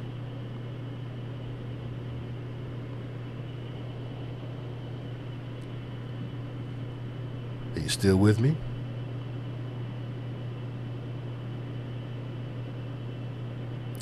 It's not too late. We can continue. Chapter 3. Sexual confusion. Feelings of sexual inadequacy permeated the life of Marvin Gaye Jr. complicating matters even more was his father's sexual ambivalence. Both men saw sex as a dangerous force that threatened and finally destroyed their peace of mind and the virtuous lives they aspired to lead. Dewey Hughes, now an entertainment business executive, went to Randall Junior High School with Marvin and lived in the same neighborhood. He knew him well between the ages of 12 and 14. Like many of us, Marvin was a boy in pain. He was into singing. That was something you could never kid him about. And he was also very shy, very afraid of girls. He wore his sensitivity on his sleeve. I don't think there's any doubt that he was ashamed of his father. We'd never be invited inside Marvin's home, no matter what. It was evident to us that Mr. Gaye was a flamboyant and extremely effeminate man. Marvin was kidded about that by the older kids. To be called a sissy, or have your father called a sissy, was the lowest insult. In the ghetto, the cats were the crudest. Putting you in the dozens, those games of verbal abuse, triggered bloody fights. But Marvin wasn't a fighter. Rather than express his anger, he absorbed it. A strong sexual ambiguity surrounding Mr. Gaye was something I'd noticed the first time I met him in 1979. Though at the time Marvin was 40, in his reluctance to have me knock on his father's bedroom door, I sensed the same shame Dewey Hughes mentioned in describing Marvin at age 12. In each of our interviews, Mr. Gaye Sr. wore at least one unusual article of clothing: a lacy blouse-like shirt or a pair of flowery socks. His speech and body language were soft and overtly feminine. Mr. Gaye, said Dewey Hughes, was definitely a show. He saw it and liked attention. My father, Marvin told me in Europe in 1982 during a discussion of sexual healing, my father likes to wear women's clothing. As you well know, that doesn't mean he's homosexual.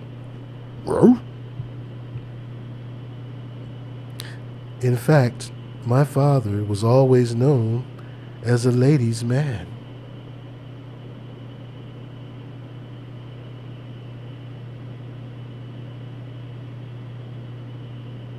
He simply likes to dress up. What he does in private, I really don't know, nor do I care to know. You met him at a time when he was relatively cool about it.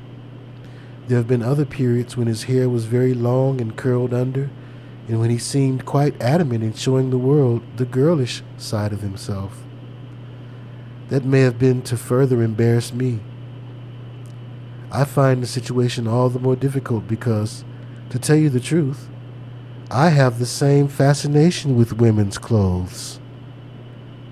In my case, that has nothing to do with any attraction for men. Sexually, men don't interest me.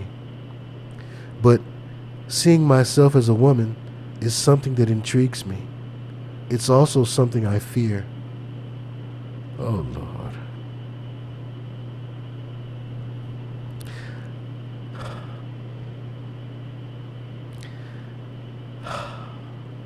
The trauma's coming back.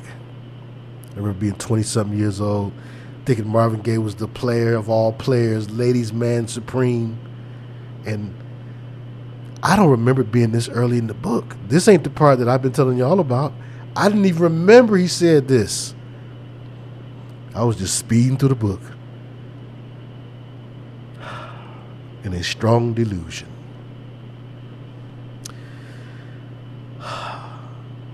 I indulge myself only at the most discreet and intimate moments. Afterward, I must bear the guilt and shame for weeks. After all, indulgence of the flesh is wicked, no matter what your kick. The hot stuff is lethal. I've never been able to stay away from the hot stuff.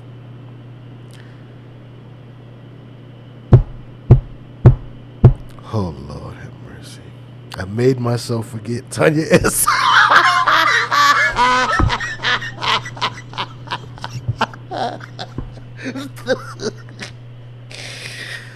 I put up an amnesic barrier.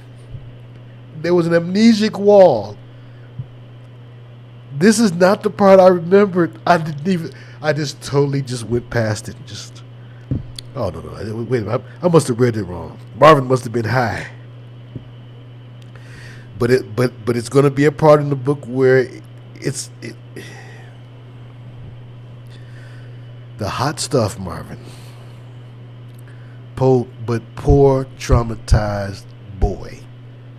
This is how that happens too often.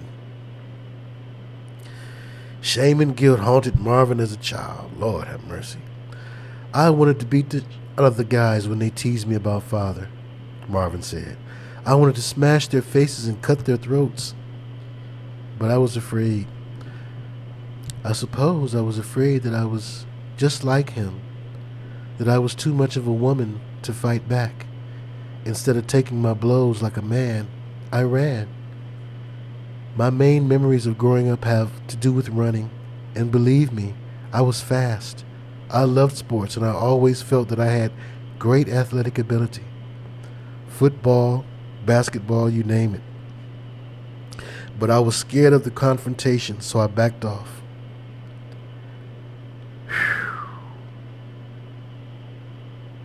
Nicole Hastock said, you need to read audiobooks for real. This comes from being big brother and big cousin and having to read books to littler kids. I would do all the voices. And I just can't help but do it right now. It's bothering me now. Help me, Lord. Lord, please, Lord, anoint my tongue, guide my mind and my heart to be in alignment with your will. Oh, Lord. Okay. Did he believe his father was homosexual? I didn't know.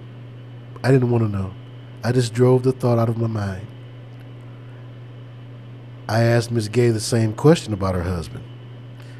I'm not certain. I do know that 5 of his siblings were homosexual. Well, hot dog. The likelihood is kind of high. It's in the genes. In the lingerie.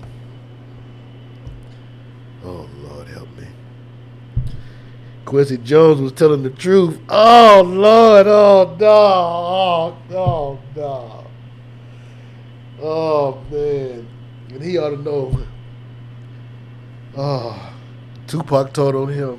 Oh, man. Oh, no. Oh, and Versace told on Tupac. Oh, Lord. Oh, they all fruitacious. It's everywhere. Here we go. How can you say, I'm not certain? Mother Gaye said, I'm not certain.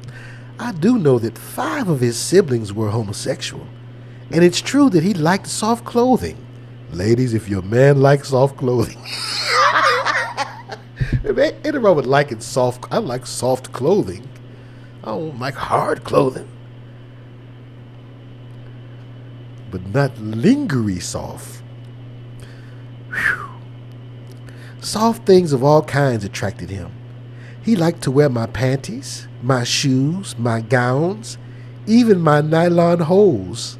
Marvin would see him like that sometimes. And see, that ain't good for no little boy.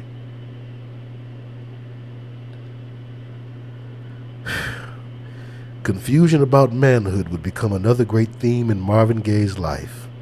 His search for strong male role models led him into boxing rings and onto football fields while he fought to prove, fought to deny, fought to win his self-respect.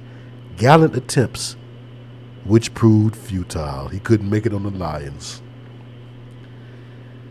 They didn't suck as bad as they do now.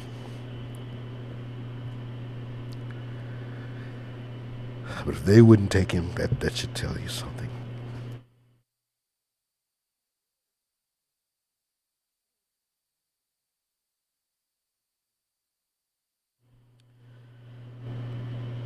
No, I'm actually joking because I think they were pretty good back then. Okay, let us move on. He was also convinced that he had inherited what he considered father's streak of laziness. Gaye Sr.'s chronic unemployment was another reason Marvin was so frustrated and angry with his father. I worked for the postal office, Mr. Gaye told me, as well as the Air Force and Western Union, but a back injury laid me off early, and I left Western Union because I absolutely refused to work on Saturday the Sabbath. Bishop Rawlings' memory was that Mr. Gaye worked very little, and according to Beatrice Carson, it was Mrs. Gaye who supported the family. Babe and I, remember that's what she called Mrs. Gaye, Babe. Babe and I both worked as domestics. We'd cook and take care of the kids. We'd mop and clean and do whatever was needed. Now, for folks who don't know what domestics is, a lot of folks like my age, it was a phenomenon to me. It's like everybody old, all my friends' grandmas, both of my grandmas on both sides of my family did this work. Basically, taking care of white folks and their children. And that was available work for young women. So anyway, that's what she's saying. Babe and I both worked as domestics. We'd cook and take care of the kids. We'd mop and clean and do whatever was needed. During the winters, we'd stand on the corner when it was 15 degrees with freezing sleet and snow coming down while we waited for the bus to take us to Maryland or Virginia. I never did know Mr. Gaye to work. Well, who's buying him all the frilly things? Oh, I forget he likes to borrow babes. I had to wake up 4 or 5 in the morning to go out to work, Mrs. Gaye remembered, while my children and husband stayed in bed. I didn't have any choice. I had to bring in the food, and I did. I'm proud of myself. I kept my family alive. Close quote. Whew. This is a lot here. And we're just getting started. My mother used to tell me a story. Frankie Gaye, remember this is his brother that used to double for him, 3 years younger. My mother used to tell me a story, Frankie Gaye remembered, about 2 mice drowning in a cup of milk. One complained and panicked and screamed and finally went under. The other one calmly kept kicking and kicking until the milk turned to cream and the cream turned to butter and the little mouse just walked on out. Mother had faith. She believed in hard work. Father didn't, close quote. I remember Mr. Gaye telling me of a job he held for a very short time, said Bishop Solomon. He said he worked as a chauffeur for the government. I never will forget the reason he gave for leaving. He told me he had very tender feet, close quote. All told, Jean Gaye remembered, I don't think Father worked for more than 3 years, if that much. Among the several sins I got from Father, Marvin stated, is a love of loafing. Neither of us particularly likes to work. The difference is, I finally made money while nothing, not even the sight of Mother cleaning rich people's toilets for slave wages, could ever motivate Father to abandon his life of leisure. Oh, he had it made. The king in his secret life, close quote. If Marvin saw Father as a king, he quickly began perceiving himself as a prince. And see, this guy knows a lot of stuff, this David Ritz guy, because see, he's playing off a lot of things here that we'll get into. But he's going to get into Marvin's fixation with his sign of Aries, and how Aries is known astrologically as the prince, or it's the first male sign, but it's like the royal male, king or prince. he's gonna get all off into all type of stuff here. Just bear with me. I'm sorry. Memories are flooding back. If Marvin saw father as a king, he quickly began perceiving himself as a prince. Did Babe spoil Marvin? Mrs. Carson asked herself. I know we all tried our best to protect him from his father. He needed a lot of affection, that boy did, and I don't see how his mother could have done anything else but smother him with love. Besides, Marvin was the kind of boy you couldn't help but love.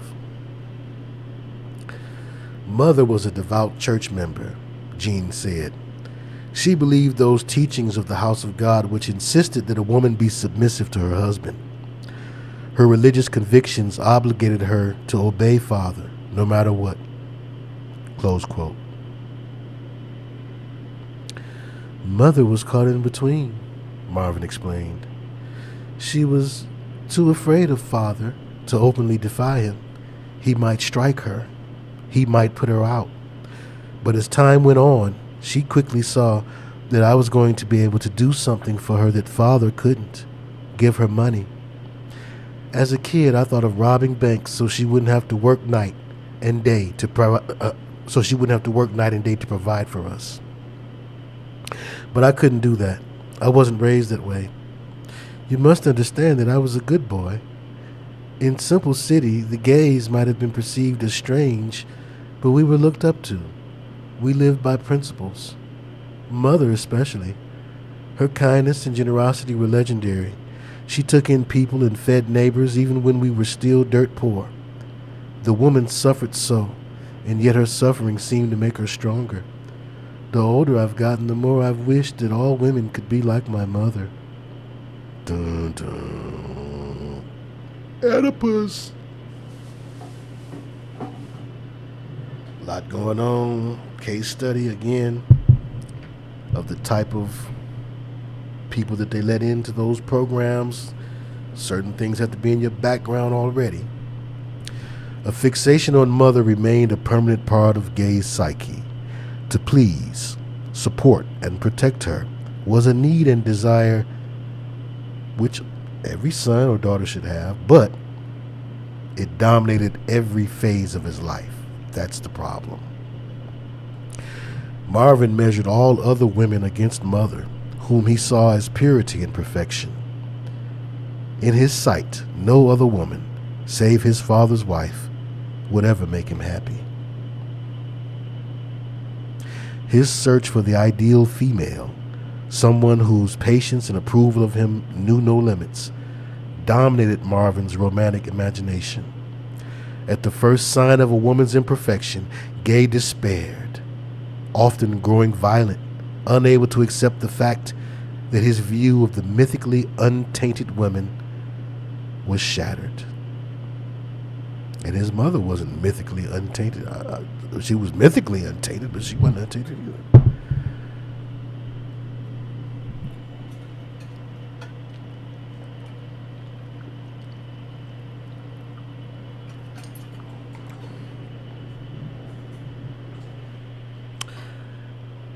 Y'all gonna do me like Jessica used to do me when she was little. Run up to me with the book. Weed.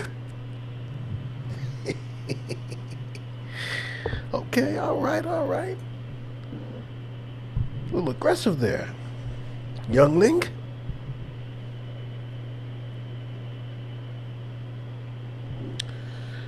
Narcissism to the highest degree, Miss Yo, Truth and Love. Father hid behind preaching to keep from getting a job, also like my friend's father, and like the Brooklyn pastor, and so many others who give ministers a bad name.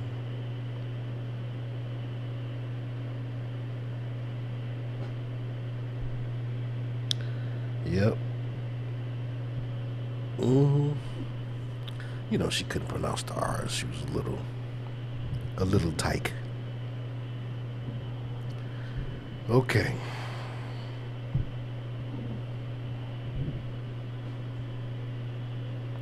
More. chapter 4.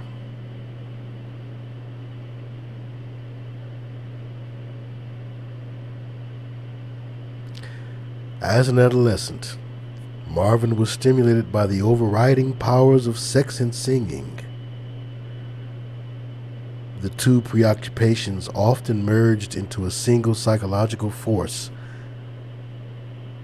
which brought both pleasure and fear, as Marvin sought the courage to move from fantasy to performance. Singing was something that pleased his mother. She was far more tolerant than her husband of secular music, and throughout her son's life, she encouraged his singing and approved of his ambition to become a popular recording artist. On the other hand, though, Father appreciated blues and jazz. Father appreciated blues and jazz, he considered it devilish. His church had absolute views on the subject. The house of God, he told me, can never really approve of any music that does not praise God. Close quote. Marvin's first forays into non-religious singing were, at least in part, a defiance of Father.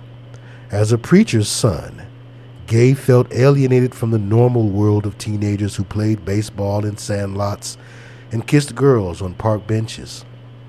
Music was a way for Marvin to ease into that world, to gain acceptance while expressing his romantic soul.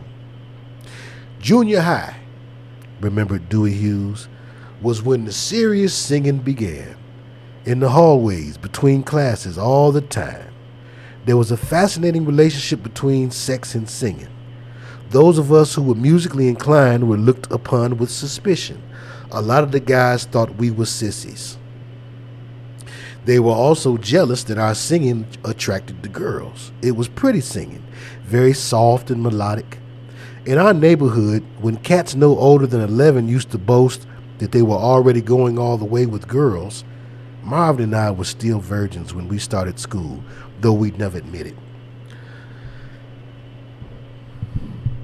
Around the ages of 12 and 13, Marvin reflected, I became fascinated with masturbation. Naturally, this was normal, though at the time I didn't know that. I didn't compare notes with the other boys, but I have a feeling I was a much heavier masturbator than the average teenager.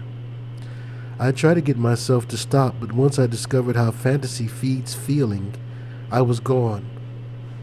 I knew it was wrong, and I promised God I'd never touch myself again. The promises never lasted more than a day. I remember feeling the shivering release of my first orgasm and understanding that in my life the pleasures of the devil were going to give the joys of God some mighty stiff competition. In 1954, the Gays made their first move.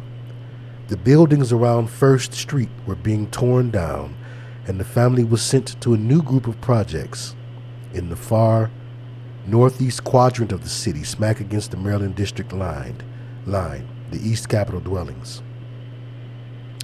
The 2-story apartment at 10 60th Street was somewhat nicer than what the Gays had known before, certainly newer, and built in the same red brick garden court style. But their level of income hadn't risen. Mrs. Gaye still worked as a domestic while her husband stayed home.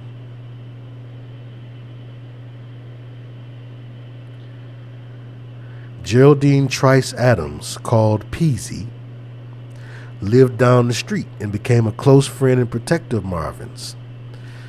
It didn't look like Marvin's daddy ever worked too much, said Peasy. He'd sit on the porch and water the lawn. He was a little snarly, and Lord knows he stayed on Marvin's case. Seemed like Mr. Gaye was riding the gravy train. Just to pass the time during the days, he'd ride the bus all the way to the White House and back. Sometimes he'd bring Kool-Aid to the construction workers or bus drivers. He was definitely the neighborhood character, always dressed sharp, sometimes in wigs, sometimes in shorts and V-neck t-shirts. Not that he didn't have class. We always thought that the Gays, all of them, were very classy, educated people. They stood out, they spoke well, and Marvin's mama had an especially kind heart. I remember how Mr. Gaye used to kick Marvin out of the house. Happened all the time. Marvin became a floater. He'd hide out and you'd never be sure of where he was staying. Sometimes he'd come stay with us. Well, his mama would be so worried that she'd slip me money for Marvin. "Don't tell his daddy," she'd say, "but just make sure my boy gets this." By the time I was ready to start high school, Marvin said, things between me and Father turned from bad to worse. I'd reached physical maturity. Even though I'd grown taller and stronger than Father, he was still beating me. I wanted to strike back, but where I come from, even to raise your hand to your father is an invitation for him to kill you. Father became stricter, demanding that I conform to his ridiculous curfew rules. If I came home a minute late, it was like I defied all 10 commandments. The more demanding Father became, the more rebellious I grew. In the 50s, Mrs. Gaye told me, my husband started drinking heavily. That didn't help him get along any better with Marvin. He never did develop any love for the boy. He often threatened to disown me, Marvin remembered, or ban me from the house. I retaliated by reminding him that the apartment really belonged to Mother, since she was the one paying the rent. He hated hearing that. "You're running around with bums," he'd say, "and you're going to wind up a bum." Actually, the bums he referred to were other kids who loved to sing. But Father knew how to touch a nerve. You see, I've always admired bums. Bums are able to forget all sense of responsibility. I know you admired bums. I hope you didn't admire Richard Pryor's bum. People laugh when I tell them I've always wanted to be a bum. It's just that certain things got in the way. Oh, Lord, please forgive me. I shouldn't say that.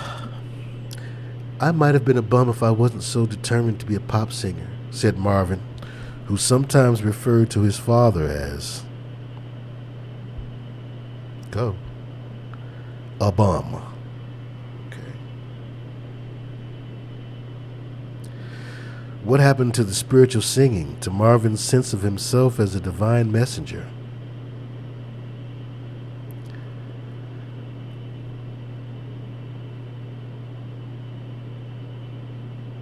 Okay.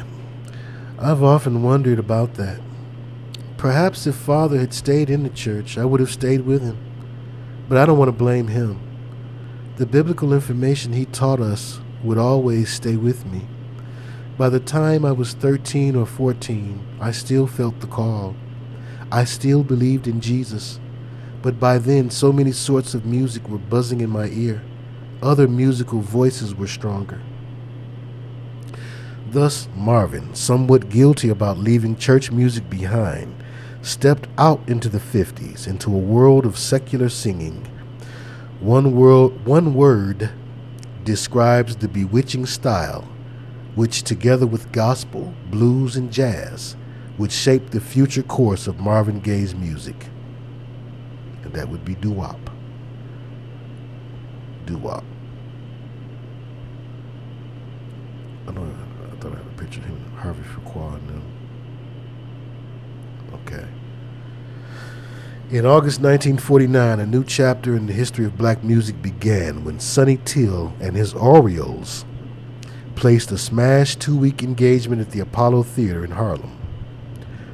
Originally known as the Vibranaires, the 5-man group renamed itself after the local ball team, the Orioles, thus starting a decade-long fad of bird names. They were from Baltimore, just up the road from D.C., and Marvin cherished memories of listening to them chirp on their home turf. Influenced by the Ink Spots before them. Yes, there was a group called the Ink Spots, although that's clearly a racial slur. Some executive was in the meeting, was like, "I've got it. I know the perfect name for you guys. The Ink Spots." But that's, if you watch Sanford and Son, when Fred Sanford does his little If I didn't care. He's doing the ink spots. And would I be sure? Anyway. Influenced by the ink spots before them, the Orioles were nonetheless originally and harmonically far more complex than the popular black groups, the Mills Brothers, the Cats and the Fiddle, the Ravens who preceded them. Their singing also displayed great emotional depth. The 50s would develop comical groups like the Robins and the Coasters. Rhythmical, soaring singers such as the Drifters would have an enormous impact on Marvin. His lifelong penchant for dazzling, dense harmonies, however, was born out of the pioneering work of the Orioles and later singers like the Capris, the Cadillacs, and Lee Andrews and the Hearts. It wasn't only for technical reasons that these two innovative groups excited Marvin's musical imagination. It was also their melancholy which touched his soul. The emotions in the music corresponded to Gaye's decidedly sultry moods. The ultra-sensitive songs spoke to his own loneliness, his pained alienation from his family, and most of all his sense of unrequited love, a theme which would haunt him until the day of his death. Doo-wop, with its sparse instrumentation. The Orioles accompanied themselves with simple guitar and soft string bass, mirrored the bare bones of teenage hurt, fear, and innocence. Twin themes ran through this music, both of which made Marvin realize that popular singing could serve as an outlet for his own unarticulated yearnings, the hope for pure, untainted love, and correspondingly, the desire to elevate such a love, to sanctify it with a divinity which transcended sex. Beyond sex, Gaye loved to say, beyond sex is God. In Marvin's mind, God was also the force that blessed romantic singing. We had a little neighborhood vocal group, said Marvin's friend Peasy from the East Capitol Projects, and the song Marvin always asked me to sing was Heavenly Father, a big hit then by Edna McGriff. God Only Knows by the Capris, Marvin recalled, nearly killed me. It was a monster. It fell from the heavens and hit me between the eyes. So much soul, so much hurt. I related to the story, to the way that no one except the Lord really can read the heart of lonely kids in love. It wasn't that I was in love with a particular girl, I wasn't. I was still too shy to approach girls and still too afraid they didn't like me. I was in love with the idea of love. I'd fantasize. Marvin entered the church of Holy Doo-wop, where he prayed at the altar of pure love, love removed from the stress of the material world. His devotion was absolute. The virtues of faith and fidelity could be felt in the Capris. She still loves me because heaven tells me so. Bless you for being an angel, and in the words of the Orioles, crying in the moonlight where the devoted lover waits for his woman until moonlight turns to dusk. So he was enchanted by this blending of religious or gospel tunes or ideas with romance. Bless you for being an angel. She still loves me because heaven tells me so. What a way to cram the two together. And in the words of the Orioles, crying in the moonlight where the devoted lover waits for his woman until moonlight turns to dust. Lonely Room by Lee Andrews and the Hearts, another song Marvin mentioned, expressed the intensely depressive nature which characterized a great deal of doo-wop. Abide by the Golden Rule by the same group showed what Gaye found so attractive about this rich vein of music, the exact enunciation, the plaintive phrasing, and the yearning for God. The plaintive phrasing and the yearning for God. Remember the turbans? Marvin asked, chuckling at the memory. These cats actually wore turbans and sang up a storm. They had this one song, Please Let Me Show You Around My Heart, with the lyrics comparing an empty house to an open heart. That's when I understood language. It wasn't anything they tried to teach me in high school. Language was true feelings coming from kids like us who really believed that one wonderful girl would make us happy for the rest of our lives. We worshiped her with our singing. If we didn't already have her, we prayed for her. What was Percy Mayfield's prayer? Please send me someone to love. It isn't that I wasn't interested in sex. I was, but women were meant to be put on a pedestal. Back then, sex wasn't as free as it is today. The 50s messed up a lot of men. Things were tight. Morality was strict. And besides, Father's church was always there to show me the straight and narrow path.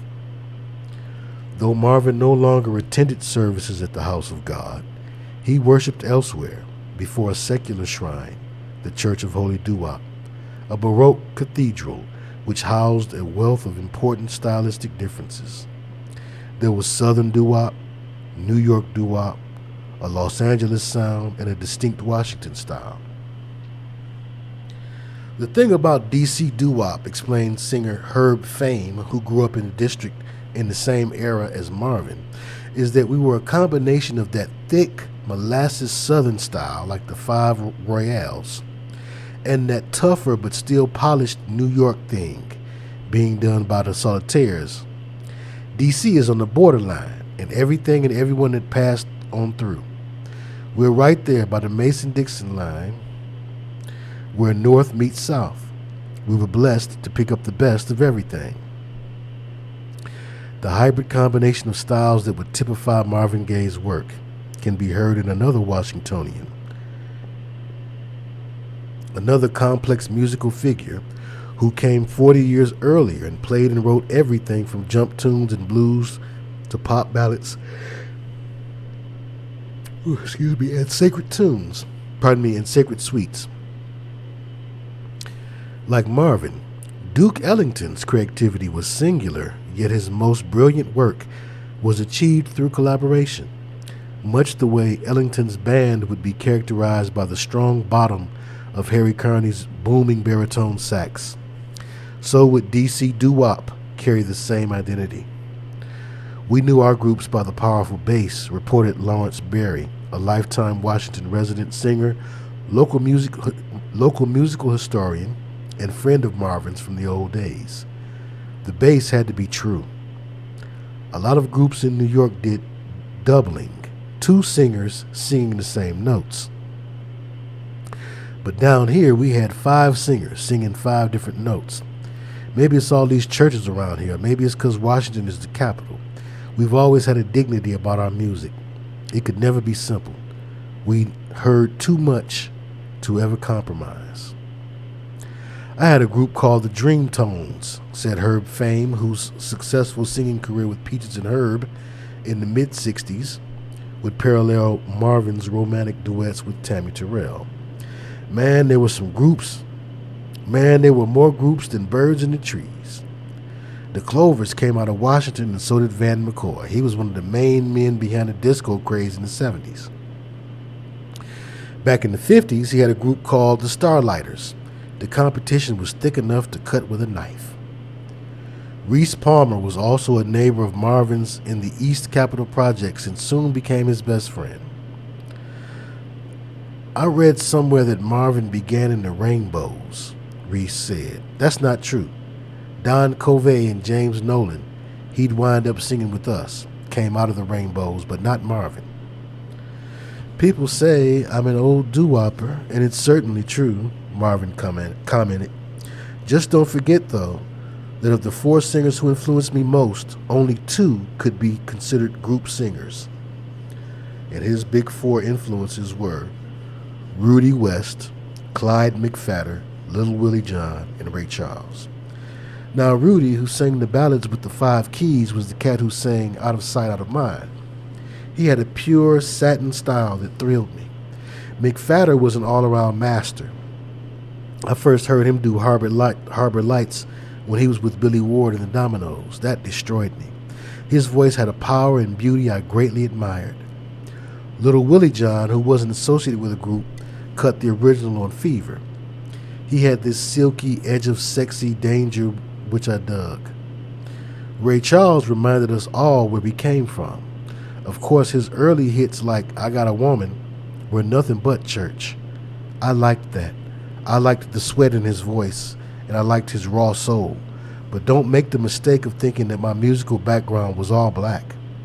I'm sensitive to every sound around, and there was nothing I heard that didn't influence me. One of my earliest memories, says Reese Palmer, is Marvin in the project's recreation center singing Cry and doing a near-perfect imitation of Johnny Ray. First time me and Marvin started talking about singing, he said he wanted to do pop like Sinatra, and he never did change his mind. My dream, Marvin confessed, was to become Frank Sinatra. I loved his phrasing, especially when he was very young and pure. He grew into a fabulous jazz singer, and I used to fantasize about having a lifestyle like his, carrying on in Hollywood and becoming a movie star. Every woman in America wanted to go to bed with Frank Sinatra. He was the king I longed to be. My greatest dream was to satisfy as many women as Sinatra. He was the heavyweight champ, the absolute. Now this is going to surprise you, but I also dug Dean Martin and especially Perry Como. They weren't monster singers, but I liked their relaxed presentation. Perry had a great attitude. When I finally got some money together over at Motown in the 60s, I used to sport Perry Como sweaters. I always felt like my personality and Perry's had a lot in common. Marvin Gaye Motown years. Yeah. That's when he looked really corny to me. Peculiarity. I don't know exactly what he's talking about. But anyway, let's continue. Yes, he thought he was going to be like a Frank Sinatra type of guy. He wanted to be seen in that particular type of light. Okay. The female singer who made the deepest impression upon him was Billie Holiday. Her pain is what got to me, Marvin said. Billie turned herself inside out, all in the name of love. She was deeper than sex. The hurt she felt was the hurt of all humanity. Great artists suffer for the people. The greatest artist was Jesus, and the rest of us can only imitate his perfect suffering. I remember listening to Billie's album Lady in Satin with tears rolling down my cheeks. I memorized every last lick. She phrased like a jazz horn, and that intrigued me.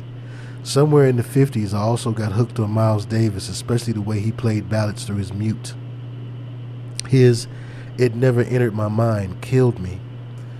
Miles cried like a singer, and Billie sang like an instrumentalist, and everything they both did was wrapped in the blues. Gaye's appreciation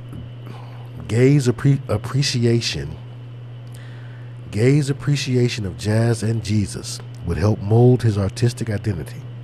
His musical sophistication, his ear for the subtleties of jazz phrasing, distinguished him from his colleagues, just as his identification with Jesus, the loving Jesus, the suffering Jesus, deepened his emotional range. Reese and Marvin went to Cardozo High School together, where they formed their first group, the DC Tones. Their lead singer was Sandra Lattisaw, whose daughter Stacy is today a successful pop vocalist. Sandra's dark eyes smiled when she remembered the Marvin Gaye she knew in high school. He was different. You sensed that right away. Extremely sensitive and very lonely. Marvin was definitely a loner. No girlfriends, and not the kind of fellow who'd hit on girls either. He had fine manners, and you can tell he had real breeding. He used to wear his pants real baggy, I remember that. And he was always neat and well groomed. He was a gentleman. Fact is, all the time he was in our group, I didn't know he could sing, because he was strictly playing piano. Marvin had a perfect ear and played just beautifully. I suppose he was too shy to sing. Among the black kids back in the neighborhood, the 50s in D.C. was an age of hot curlers, outrageous conks and do-rags. The crowd was greasing up and straightening out their hair. It was a time when Little Lord Fauntleroy Bandy ruled the airwaves at WUST, when the gang spent Saturday night at the Kalorama Road Skating Rink or Wilmer's Park or the Booker T Movie Theater or Sparrows Beach in Maryland. The city's great cultural cathedral was a small, intimate movie house that also featured live musical reviews. The Howard Theater at 17th and T was part of the first-run show circuit that included the Apollo in New York and the Regal in Chicago. The Howard, Marvin explained, was my real high school. I studied the singers like my life depended on it. When I saw Sam Cooke and Jesse Belvin, I tried to avoid my friends and family for days. I didn't want to talk or be talked to because I was busy practicing and memorizing everything I heard those singers do. The shows were knockouts. Cats like the Cadillacs could really step. James Brown was opening for Little Willie John in those days, and between James and Jackie Wilson, I knew I could never be a sure enough stage performer. We were just living to sing back then, said Reese Palmer. We didn't even know the first thing about dope. Worst thing me and Marvin used to do was smoke cigarettes. He taught me on Viceroys. There were fights and you knew not to go into strange neighborhoods, but there wasn't the kind of killing you see today. There was a bully on our block, Donald Morgan. We called him Zoot, and he about scared Marvin to death. Don't worry about Zoot, I'd tell Marvin. Just keep singing. With all these other groups making moves around us, we had to keep rehearsing and learning new tunes off the radio. Feeling inadequate has always been my biggest problem. Marvin was able to analyze himself with the objectivity of a clinical psychologist. My voice is basically created in my throat, and there I was, surrounded by full-bodied singers, boys who could sing from their diaphragms. If you'd ever teach these cats Italian, they'd be opera stars. Billy Stewart, for instance, the guy we called Fat Uddy, well, he and his brother John had incredibly full voices. At a very young age, Billy owned a wholly original style, almost a way of stuttering, jazz-like through a song. I was always afraid that I had no style. Compared to the other fellas on the street, my voice sounded small. It took me a long time just to open my mouth, and when I did, I was sure I'd be slapped down by the singer next to me. Besides, the kind of vocalist I wanted to be, pure pop, was almost always a baritone. All the famous ones, like Tony Bennett and Nat Cole, had deeper voices than mine. Insecurity was the flip side of Marvin's megalomania. His feelings of inadequacy, especially in relation to other men, often involved size. In some part of his mind, he equated musical masculinity with vocal muscle. The deeper, the bigger, the better. See, the undertones is crazy in this book. In truth, though, his own voice was flexible enough to achieve the He-Man sound he sought. At the same time, his singing could be gentle and flowery. The one constant element in all Gaye's styles, however, was the presence of pain. Pain, Marvin liked to say, is just another word for fear. True believers have no fears. That means not doubting yourself or your God. When I was a kid, my doubts were greater than my beliefs. Maybe that's why today I have this bleeding heart. Pain permeated his music just as it permeated his life. The pain of his childhood, the physical pain of father's beatings, the emotional pain of feeling unloved and unwanted by father, left Marvin scarred and in many ways incapable of dealing with the spectacular success he fought so hard to achieve. Finally, ironically, he rebelled against his own success just as passionately as he rebelled against his own father.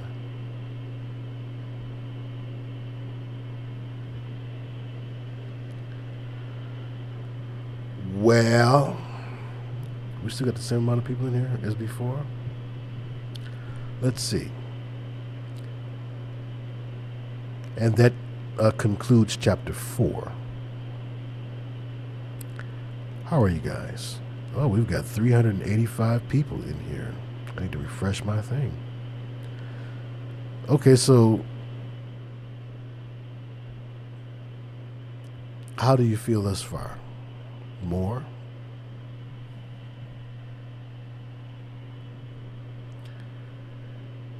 $11:30 PST, 2:30 EST.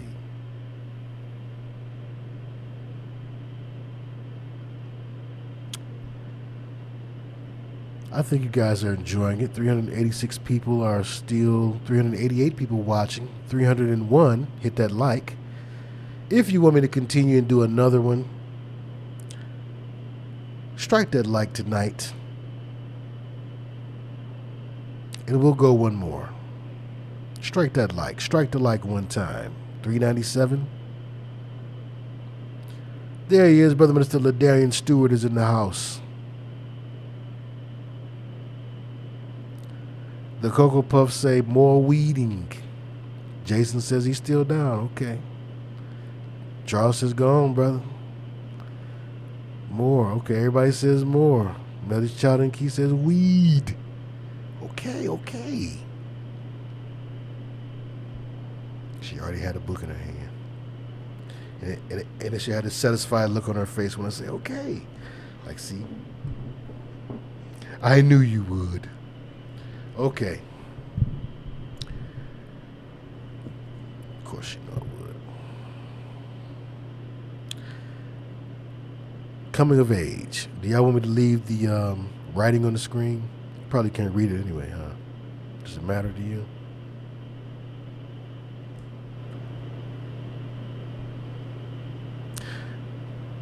Here we go. Coming of age. Chapter 5. By age 15.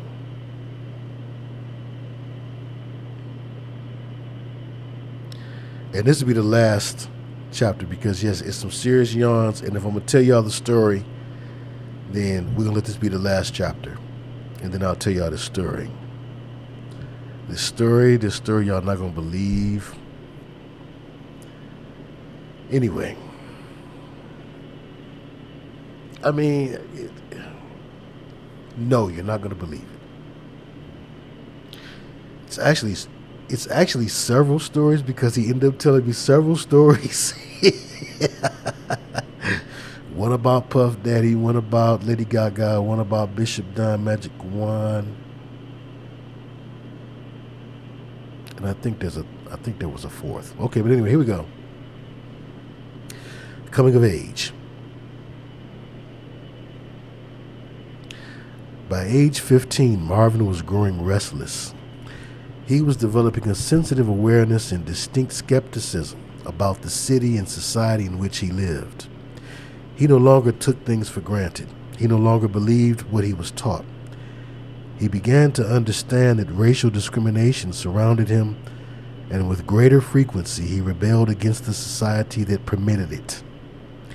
Academically, he did considerably poorer in high school than junior high, where, according to his teacher, Mary Turner, he'd sung in the boys' choir and been a member of the Honor Society. I couldn't concentrate any longer, Marvin said. Nothing seemed more important than music. I didn't want to listen to my teachers. I started challenging their authority. I was tired of being a goody-goody. I'd wait for the bell to ring at the end of the class, jump up and sing my way down the halls with the other guys. We'd be jamming in the lunchroom, in the playgrounds, and on the bus home. Man, we'd skip school all the time just to hang out and sing. School was jail. Learning all the supposedly wonderful lessons of American history and knowing deep inside that they're lies. Growing up black in Washington, Marvin's friend Dewey Hughes pointed out, was a unique experience. Unlike other ghettos, ours was backed up to all the buildings and institutions dedicated to lofty American principles. That drove us a little crazy. From our junior high school, you'd see the Capitol Dome and be reminded of what it stood for.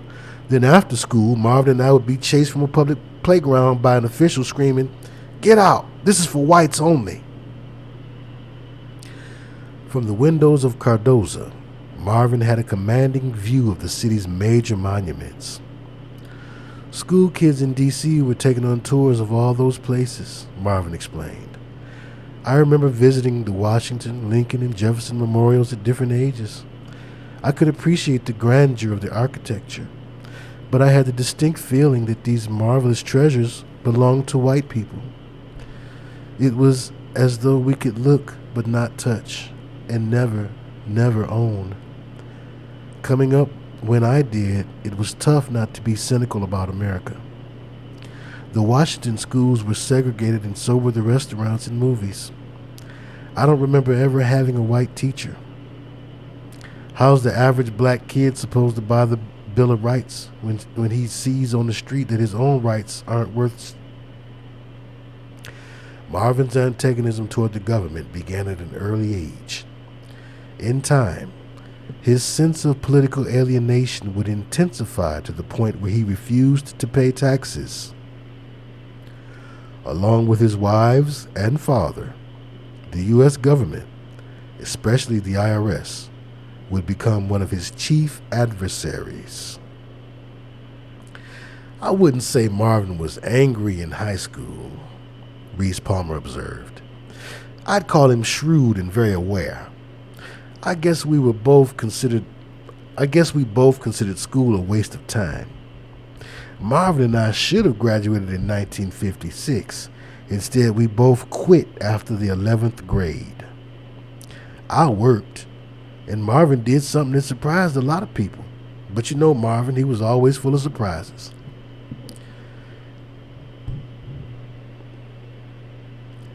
Gaye's relationship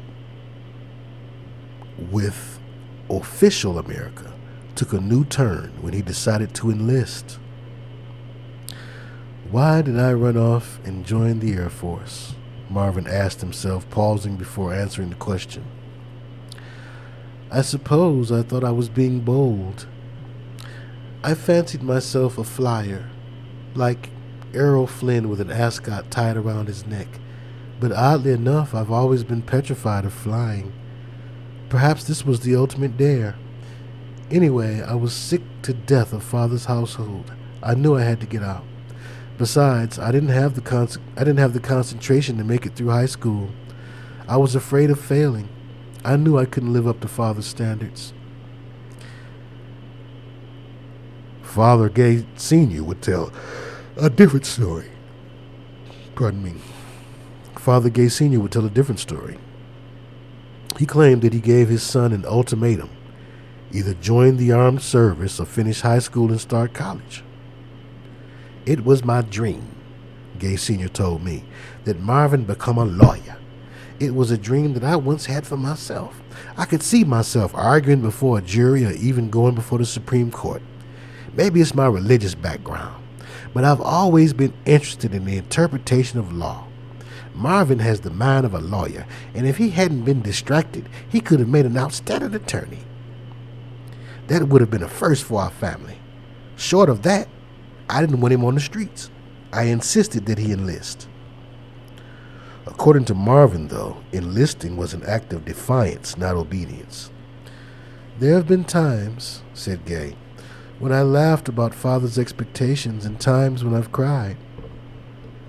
How could I even think about being a lawyer when I didn't even have the chops to finish high school? It was ridiculous. On the other hand, Father was right. He knew that he and I had similar dispositions. Throughout my career, I've been drawn to legal issues. I can study them like the Bible. My father taught me how to read carefully and interpret moral law. By the time I left Motown, I had learned to negotiate for myself. Nothing against any of the lawyers, but I felt like my legal skills were as great as theirs. The only man I've met who's a sharper negotiator may be Berry Gordy, and on good days I might give Berry a run for his money. All negotiation means, of course, is getting the best of your opponents. These are the games that men play." Close quote. Marvin did have a keen analytical mind, though he exaggerated his and father's erudition. Both men expressed a certain intellectual arrogance, overcompensating for their lack of formal education by claiming expertise in a wide range of subjects, from politics to philosophy. "My father is a know-it-all," Gaye once said to me, "and I'm afraid I'm no different." Feeling guilty and ashamed for not finishing high school. Marvin saw the Air Force as an easy escape. It wasn't. It was a disastrous experience. Marvin not only failed to adjust but found himself in an open rebellion against authority. His extreme sensitivity smashed against a brick wall of regimentation. "I felt betrayed," he said. "I went in to learn to fly and wound up peeling potatoes on some godforsaken bases in Kansas, Texas, and Wyoming. The recruiting sergeant promised I'd be in the special services. He didn't tell me I'd be doing menial tasks. I wasn't made for menial tasks.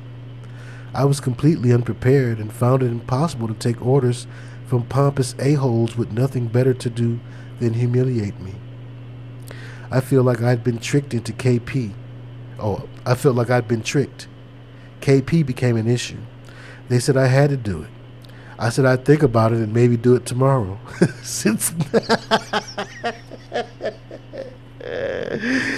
Since no one talks that way in the service, they called me crazy. It became a nightmare. They'd say cough and I'd shout. They'd say sit and I'd stand. Instead of flying airplanes, I was washing them and filling them with gas. I thought those jobs were beneath me, and I told them so."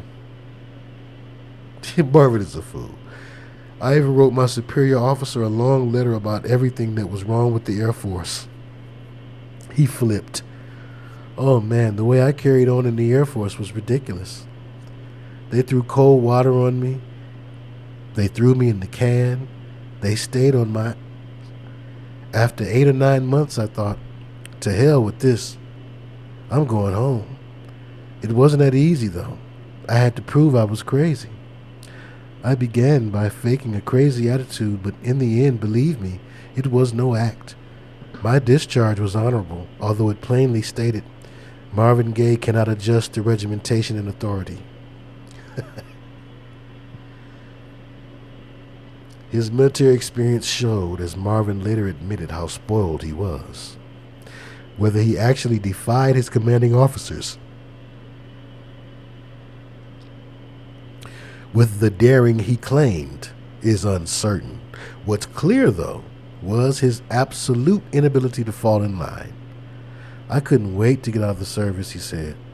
"I can't think of one good thing that happened to me in the Air Force with the exception of finally getting laid, and even that was freaky." Marvin lost his virginity to a prostitute and thus ignited an obsessive interest in what he liked to call love for sale, quote unquote. There was a crummy little cat house outside the base, 4 hookers for 2,000 men. I was shaking in my boots and scared witless about being able to get it up. It didn't help that the girl was fat. She was also impatient. She wanted me in and out in a hurry. I tried to tell her that I was a virgin, but words failed me. I can't even remember whether I actually could perform. I know I tried to fight my way through her fatty flesh, but then my mind won't remember anymore. I felt betrayed. Sex was crude and frightening. Suddenly, I could see a world of pure sex where people turned off their minds and fed their lusts, no questions asked. The concept sickened me, but I also found it exciting. Every man carries with him, wrote psychologist Carl Jung, the eternal image of a woman, not the image of this or that particular woman, but a definitive feminine image. This image is fundamentally unconscious, a hereditary factor of primordial origin engraved in the living organic system of the man, an imprint or archetype of all the ancestral experiences of the female, a deposit, as it were, of all the impressions ever made by woman. Since this image is unconscious, it is also unconsciously projected upon the person of the beloved and is one of the chief reasons for passionate attraction or aversion. Marvin's archetypical woman was part holy, part corrupt, reflecting his own divided nature. The horror, both real and imagined, along with her counterpart, the idealized Mother Madonna figure, would live at the center of his erotic imagination and later in his most serious musical work. I need prostitutes, Marvin confessed in the French magazine Actuel in 1983. Prostitutes protect me from passion. Passions are dangerous. They cause you to lust after other men's wives. He said, prostitutes protect me from passion. Passions are dangerous. They cause you to lust after other men's wives.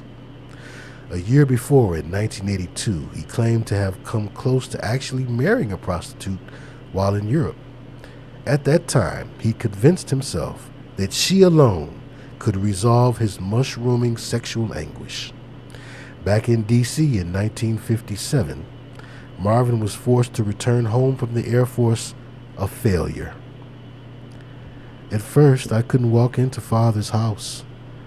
The situation hadn't changed. He wasn't working and Mother was, and I hadn't done anything to help. I knew what he'd say. I knew how he'd laugh. So I just lived on the outside, crashing on friends' couches. When it became clear that I had to follow fate and sing for a living, there was even more reason to avoid Father. He'd see it as proof positive of my being a bum. As a man, I still hadn't made it. I was back on the streets of Washington, but my hustle vibe was serious. This show business thing had to work for me. I had nothing else. The Marquis were formed just around this time and became Gaye's first singing venture as an adult.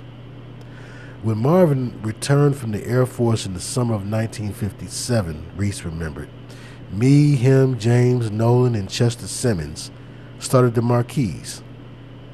Chester had just graduated from Cardozo. He sang bass. Nolan sang baritone. I was first tenor, and Marvin second tenor. But Marvin also sang beautiful baritone harmony. Marvin could sing anything. To some degree, the Marquis modeled themselves after the Moonglows, whose 1955 Sincerely was a doo-wop classic. Gaye claimed that the Marquis were named after the Marquis de Sade. That's the root of sadomasochism. That's the root of my sadomasochism, he joked. The truth, though, Marvin later confessed, is that in the 50s, he hadn't heard of de Sade. In my adult life, he said, the Marquis would become a fascinating character of evil, identified with his wicked ways. He had a power to raise the blood pressure. He fulfilled fantasies. As Prince of Darkness, he wasn't afraid of the hot stuff. There were days, nights, weeks, months when I too played the role. But God had blessed me with a voice to touch the hearts of people. I've been instructed to spread love, not lust. And in those days, my innocence kept me away from evil. We played sock hops, school assemblies, anywhere we could, Reese explained. Once we went on the Milt Grant show, one of those TV teen things.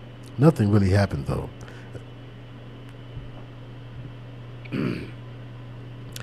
Until we met Bo Diddley. I introduced the boys to Bo, said Peasy, who proved to be not only a devoted friend, but valuable connection for the Marquis. Bo used to run through the projects eating those shelled pecans, and I told him, I said, Bo, we got some boys around here who can shout a little. We used to go down to Bo's basement over there on 2600 Rhode Island Avenue and jam like crazy, Reese remembered. Bo was just the man we needed. Marvin called Bo Diddley the first genuine star he ever knew. His real name was Ellis McDaniel. He hailed from Mississippi, and his main model was Muddy Waters. I'm classified as a Negro, but I'm not, Bo once said. I'm what you call a black Frenchman, a Creole. All my people are from New Orleans, the Bayou country.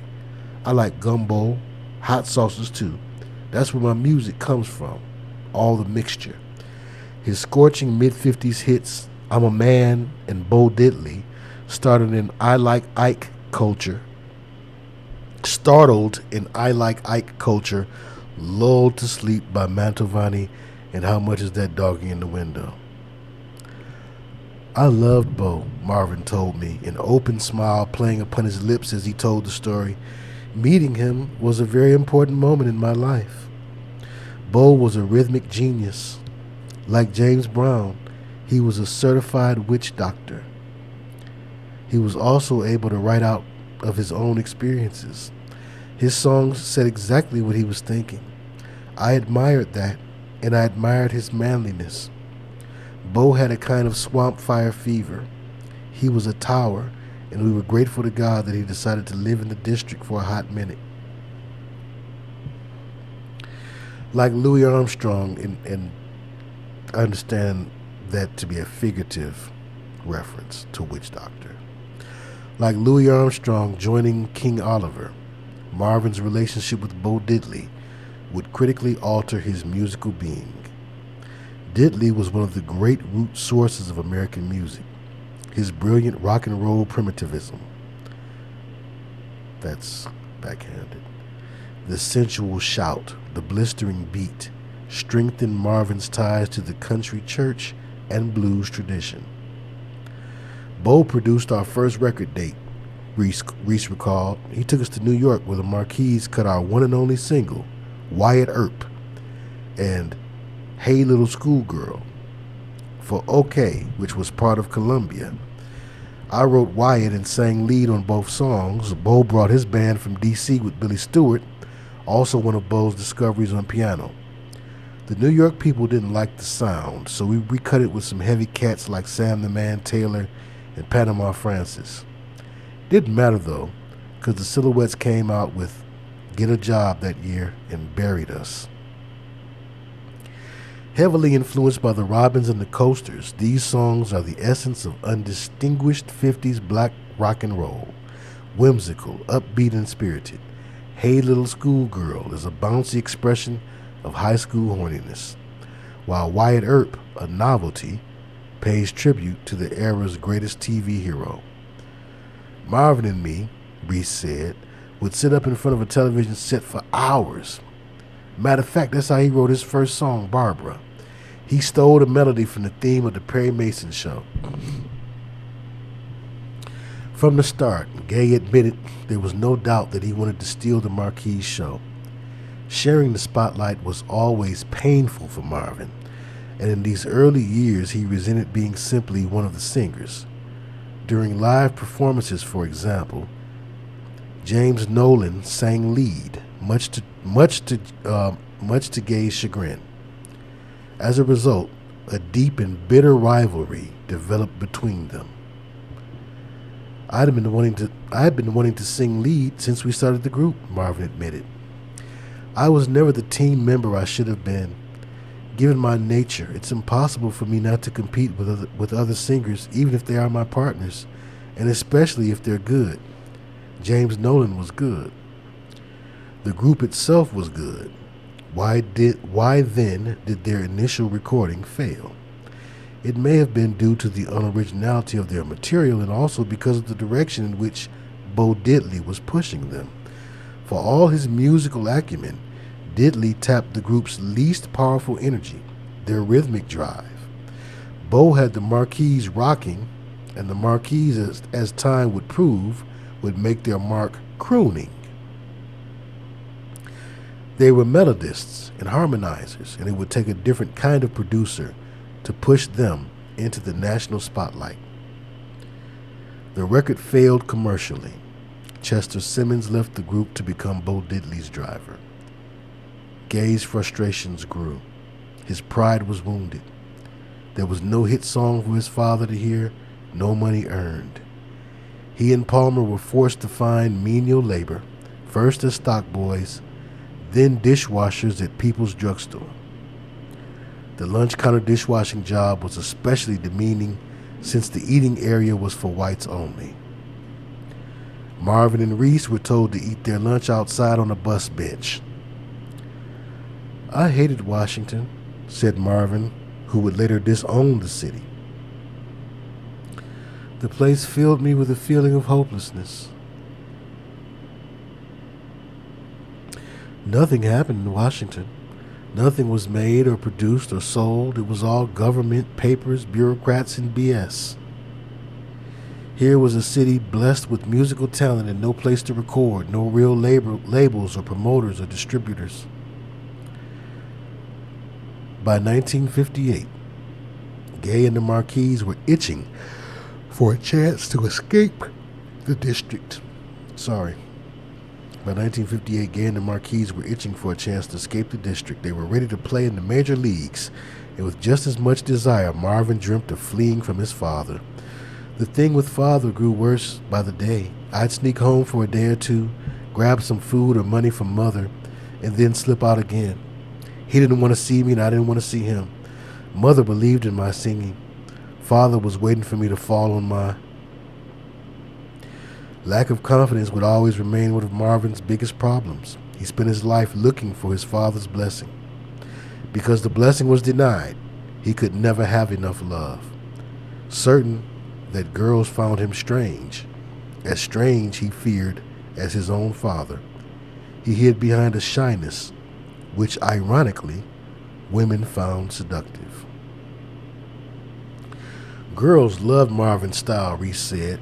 When he sang the Spaniels' "Baby, It's You," they nearly tore him apart. In his own quiet way, he drove the girls crazy. "It was a power that frightened me," Marvin recalled. "I didn't know I had it, because to be truthful, it didn't happen by design. I'm a sensualist by nature. As a kid, I didn't really get any girls, but I bragged. I even lied about it. My singing covered up for the action I wasn't getting. It always has.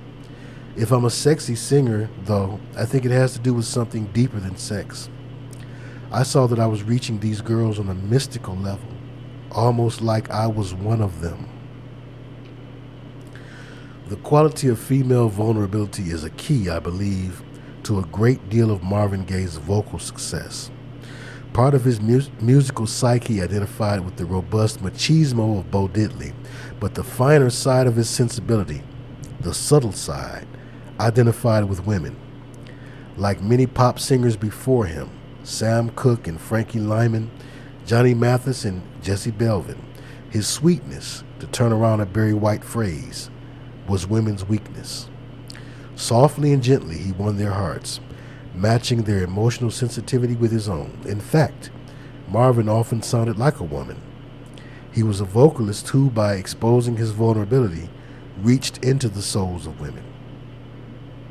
Once I told him that I thought the woman within him was the true artist. He blanched and replied, "I don't like that idea." The notion of possessing female qualities, even positive ones, irritated Gaye by bringing father to mind. "There's a difference," he continued, "between reaching a woman with your song and reaching her with your body. One is fantasy and the other is reality. If you're a singer who's a sex symbol, you're likely to confuse the two. When I was a kid, if I was singing to a room full of girls, I could work it so any one of them, every one of them, could be mine. That was a heavy burden to bear. Successfully seducing women was one thing, but satisfying them sexually was another. Early on, Gaye saw himself as a Superman who was afraid of flying. Yet once established, he felt compelled to maintain his image as the ultimate lover. He convinced himself that it was the only way women would accept him. I used to call Marvin a red bone specialist, Reese said. He liked high yellow women. That was the thing back then. My mother is light-skinned and quite beautiful, Marvin believed. No other woman ever looked as good to me as Mother. It was very hard breaking away from her. Slowly, as I stepped out and saw the world, I'd start having girlfriends. It was never serious, though, not while I was still in Washington, because I'd been so terribly lonely and afraid as a child. I clung to that loneliness like an old teddy bear. My sexual technique left lots to be desired. In those days, I assumed that all the other guys knew more than me. I talked big because I didn't want anyone accusing me of being a sissy. It wasn't just about father. It had to do with my brother Frankie. Not only was his... Oh, Lord have mercy.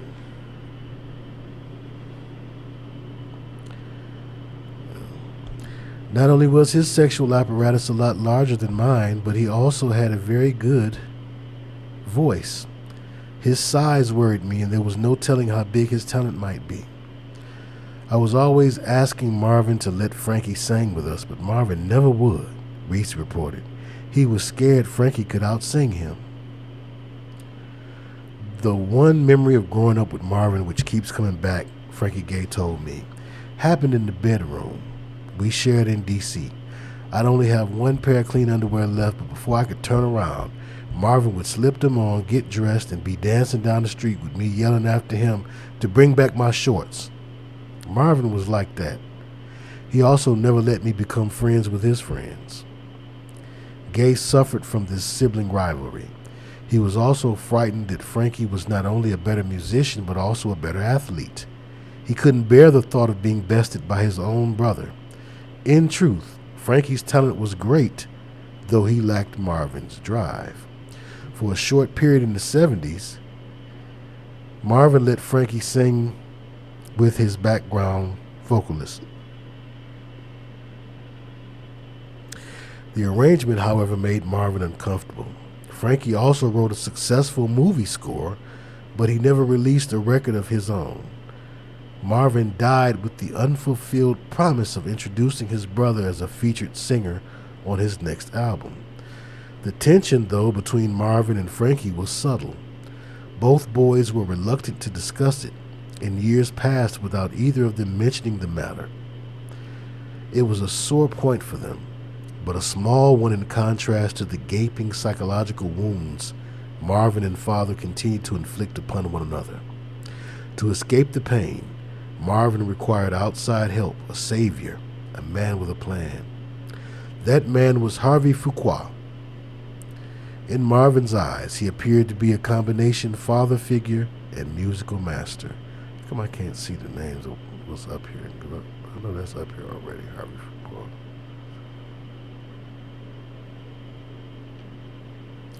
Harvey Fuqua and the Moonglows. Like Gaye Sr., Fuqua was an ambitious Kentuckian. 11 years older than Marvin, Harvey had been instrumental in forging new combinations of sounds and styles in American popular music. He'd written Sincerely, along with his writing partner, disc jockey Alan Freed, and Fuqua's Moonglows had backed Bo Diddley on Diddley Daddy and Diddy Wah Diddy.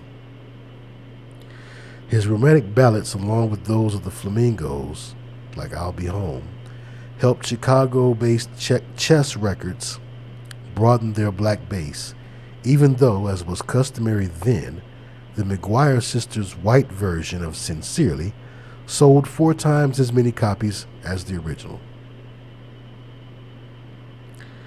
Fuqua had a knack for reading trends and moving into the thick of things, especially as a teenage music especially as teenage music started fermenting in the late 50s and early 60s. He was Marvin Gaye's mentor. He was there at the beginning and at the end, 24 years later when he co-produced his student's final album, Midnight Love, and sang background on sexual healing. Marvin idolized Harvey. He respected him not only for his string of Moonglow hits, most of all, Seesaw, Please Send Me Someone to Love, but also for the lilting romanticism which characterized the group. Besides his talent for writing and arranging, Fuqua was also a strong, smooth tenor, having sung the lead on 10 Commandments of Love, a song which Marvin had been doing with the Marquis. What's more, Harvey was a brilliant original. He trained the Moonglows in what became known as blow harmony, an exclusive sound forged by Fuqua, which differentiated his group from all others. Harvey had guts, Marvin said, and I admired that. He was out there in the world. He'd been around, and I was still in the crib. I needed to see the world. I thought that's what the Air Force would be, but the Air Force was prison. Harvey's world was filled with cool times and hot women. I was ready for a taste of the big time. I saw myself singing before thousands of women, making them swoon, choosing any one of them for the mere asking. That was my destiny, and the sooner the better. By metamorphosizing into the Moonglows, Marvin and the Marquis were convinced they'd soon find national fame. It wouldn't be that easy. In November of 1958, Reese Palmer remembered Chester Simmons, who used to sing with the Marquis, was still with Bo Diddley. Bo and Harvey were on the same bill somewhere up in Canada, and Harvey said he might be looking for the new Moonglows. He was having problems with Bobby Lester, his lead tenor. Naturally, Chester mentioned us, and when the Moonglows came to the Howard Theater that same year, we were ready. Harvey was staying at Cecilia's, a little joint right next to the theater. It was a bar and restaurant, and upstairs they had rooms. That's where the new Moonglows were born. Even though he was performing with the old Moonglows at the Howard, he let us know that right after this gig, they were out and we were in. Harvey was sneaky like that. Between shows, he'd be rehearsing us to death. We thought we were hot stuff, but Harvey showed us what real life 5-part harmony was all about. I loved Harvey, Marvin said. I felt like a small-time piano player who suddenly became a student of Rubinstein's. Harvey was interested in the song's stories only in terms of what would sell, but his technical interests went far beyond commercialism. Harvey was a perfectionist, and he brought out the perfectionist in me. One moment my life seemed helpless. In spite of cutting a record, the Marquis looked like every other group around D.C. I didn't think we'd ever get out. Then one day this Harvey Fuqua came along. The clouds broke and the sun started shining. Not only were we being groomed for the road, but the quality of sound surrounding me became incredibly sophisticated. Harvey used to make fun of the doo-woppers. He'd call them gang groups. Harvey would tell us, look, the other cats are singing doo-doo-doo. It ain't do, it's woo. He'd show us how to fix our mouth muscles to get all sorts of other sounds, mainly hoo, hoo, hoo. That was his blow harmony. He taught us to make our breath part of the phrasing, even part of the sound. It was an eye-opening, or should I say, a mouth-opening experience.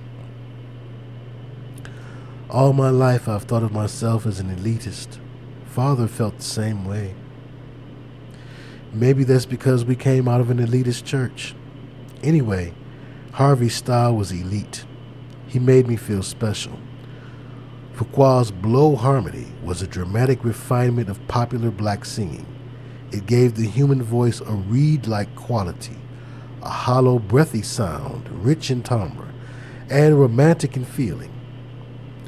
This technique became an important permanent part of Marvin Gaye's bag of vocal tricks. In early 1959, 19-year-old Marvin Gaye left home and headed to Chicago with the newly formed, newly named Harvey and the Moonglows. I can't say whether it was more difficult saying goodbye to mother or father. I didn't want mother to think I was deserting her. I promised her I never would. I told her that I was doing this for her. She believed me, and she told me that she knew I'd make it. I wanted to tell father that I wished never to see him again. I wanted to forget everything he'd done to me as a child, but that wasn't possible. We just looked at each other. I think we were both afraid of what we might say. Father and I had special ways of hurting each other. If I could have spoken my heart, I'd have said, "Please love me." But I didn't say a word, and neither did he. We both realized that this was it. I was going out on my own.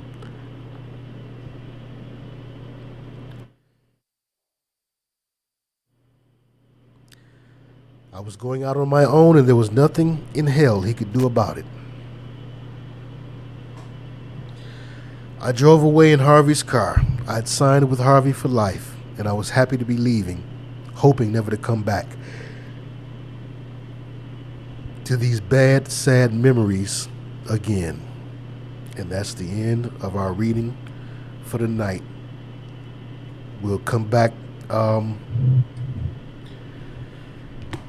it another time and start and pick back up at chapter 6 tomorrow night. A prayer, request, praise, worship, church. I did have a story I said I was going to tell y'all. Let me pay the water bill and see how I feel. I'll be right back.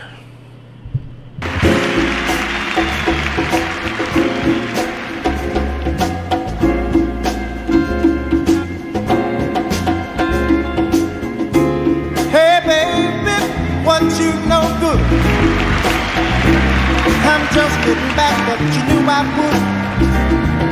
Boys head, when will it end? When will people start getting together again? Things really getting better. The newspaper read. What else is new, my friend? Besides what I read. Can't find no work, can't find no job, my friend. Money is tighter than it's ever been. Woo! Hey man, I just don't understand what's going on across this land. What's happening, brother? Hey, what's happening? I wanna know, I wanna know. Things still getting down when we used to go and dance. Now I'm up with a minute. Do you think they have a chance? And tell me, friend, how in the world have you been? Tell me what's out. I wanna know what's in. Woo! What's the deal? What's the deal, man? What's happening? What's happening, brother? What's happening? What's happening, brother? I wanna know what's happening. What's happening, my man? Been gone a long, long time. Now I'm back on the scene. What's happening, brother? What's happening? What's happening? What's happening, brother? What's happening? What's happening? What's happening? What's happening? What's happening?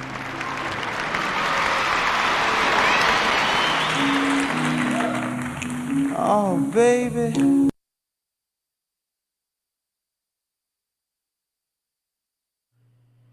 All right.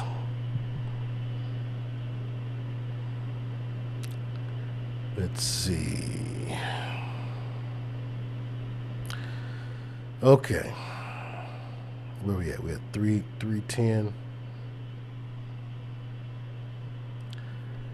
Because if I start telling the story, it'd probably take us to about 3:45. Probably until 3 hours and 45 minutes. When I said 3:10, I meant 3 hours and 10 minutes.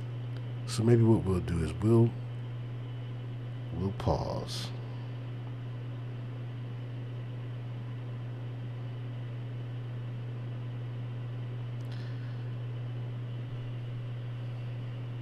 Okay, I'll tell y'all one of the stories.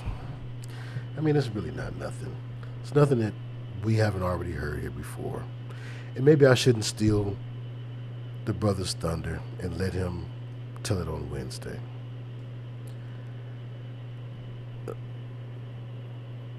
Yeah, maybe that's what I'll do. It'll sound better if he tells it anyway. But it's a trip. Lady Gaga.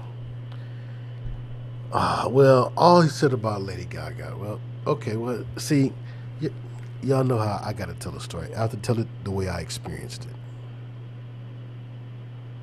Okay. Okay.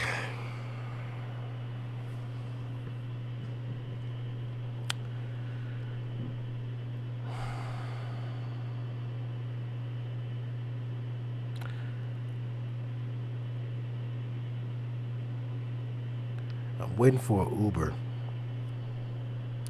It's too far to walk to the store. And I'm waiting for the Uber. And the security guard and we would speak. Because, you know, he's seen me come into the store before and I've seen him before. And when you get a certain age, I guess, like, you kind of identify with people that you can just tell are around your age or something like that. And so we just kind of, you know, we would acknowledge each other. So this time I'm sitting there waiting. And while I'm sitting there waiting, somehow or another we struck up, finally a conversation began. And I don't remember who started it or how it started. But I just know that quite often conversations kick off when you're in certain places. When you're somewhere like Seattle or New York or Los Angeles or, you know, certain places, it's a common thing to say, where are you from? Because, you know, a lot of folks are not from that place. Atlanta, you know, for instance. Good example. So a lot of times, that's how something kicks off for me. And I love to tell somebody I'm from Detroit. I love it. I'm proud of my great city and its history. And, you know, I can be a bit, I don't know, full of myself. I'm from Detroit. I haven't seen it all until I meet someone from New York. And so that's what happened this time. It's like, you know, oh yeah, where you from, brother? And I was like, I'm from Detroit. I probably kind of said it like that too. I'm from Detroit. He's like, oh yeah? It's like, I'm from Brooklyn. I was like, oh, okay. You trump me there. You have legendary MCs and TV shows and movies and all that type of stuff from where you're from. So you get it. I concede. So, you know, so we laughed and we talked, and I don't know how we got on the music or the Illuminati, but he said to me, he was like, yeah, you know, I like doing this type of work because it's slower now. You know, now that I'm getting older, you know what I'm saying? You know, I just, you know, I don't like the action and excitement that I used to like in life. You know, just me and my wife, and, you know, we just chill out and, you know, take it slow, and I'm enjoying life like that. But when I was younger, I used to like to take more exciting jobs and whatnot. And you see this certification I got right here, you see this badge on? He's like, this shows that I'm qualified to do tactical this and tactical that and blah, blah, blah. And, you know, my main thing, what I used to do was bodyguarding. I was like, oh, yeah? It's like, yeah, so, you know, I'm always filling somebody out to see if they capping or not, you know. Sometimes people just like to tell tales and stories. So I'm listening, you know. I'm like, okay, how you gonna prove this? And he said, yeah, you know, you hip to Puff Daddy? I'm like, yeah, I've heard of him before. It's like, well, yeah, you know, I've guarded him several times, and I've guarded Snoop, and I've guarded this one, I've guarded that one, blah, blah, blah, blah, blah. And he pulled out a picture. And he showed me this picture, y'all. And let me tell y'all, I have used the picture. Yash Kara have used the picture. I'm sure that Black Child, when he was on YouTube, used the picture too. We've all used this picture to show like the decadence and the over the top way that these rappers and entertainers spend money when we're like accusing them of being in the Illuminati. And it's this picture. It's a famous picture online, and my man is in the picture. This dude I'm talking to. You would never notice him because you notice the rappers that the picture is of until he pointed himself out. It's like, there I go right there. You know, I was bodyguarding Puff that night. I was like, oh, wow, okay. Like, yeah, man, I've seen this picture a million times. Dude is in the picture. And, so he went on to tell me about that night. He was like, yeah, man, you know, the tripped out thing about that night, you see that money that they got in their hands? He was like, man, they was just throwing money like it wasn't nothing. He was like, oh my God, the things he told me. He's going to have to give y'all some of the details, but let me just skip to the Malou. I mean, he talked about the dress that Kim Porter had on and how she was acting and how Puffy was treating her, and it was just a lot. But just to cut to the chase. So he said Puffy wanted them to drop off the girls. It was Kim and I guess some other female companions that was there or whatever. And this was about to be a boys' night out type of deal. And my man said to me, now again, he don't know nothing about unplugem or nothing about what I talk about, nothing like that. So I'm playing Ray Charles Country Dumb right now. So I'm just kind of feeding like, oh yeah? And so he said, yeah, man, I know you've heard about after parties, right? You know when they had these big after parties after a celebrity event like the Grammys or Soul Train Music Awards or whatever. Well, yeah. He's like, well, they don't tell people about the after parties. And again, I'm trying to figure out what is this dude's angle. My man told me, he said, at night, it's all of this money being thrown up. Man, I'm going to show y'all the picture. I'm going to show y'all the picture. And I'm going to have him come on here. Because I know I can find the picture in 5 seconds flat.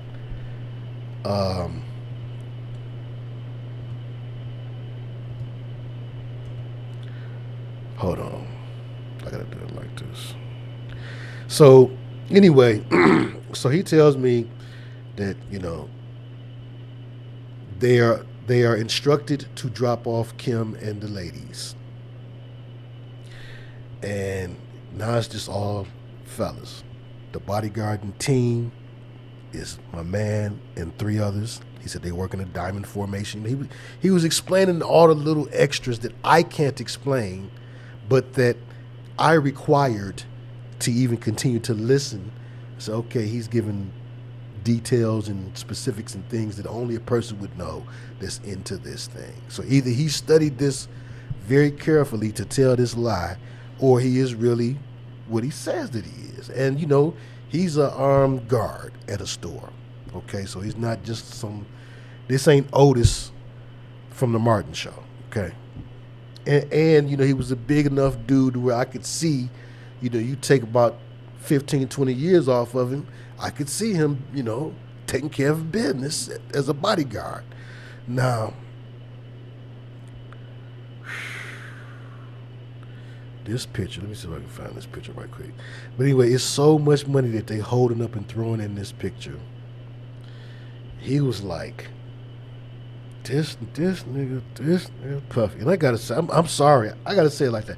He said Puffy, first of all, he was fussing about going to the Walgreens. Everything was, or rather, that was the only place that he could go to get whatever it is that he had been wanting. And so he had been fussing about this for a minute. And so my man, the guy I'm talking to, the security guard dude, says, okay, you know, finally, okay, man, you know, let's get this Walgreens run out the way. I'll take you to the Walgreens. So she says, him and Puffy and the other 3 guards and whoever else was in Puffy's entourage, they all mob off to this Walgreens. It's late at night, early in the morning, whatever you want to call it. Okay? 3 a.m., 4 a.m. type of time.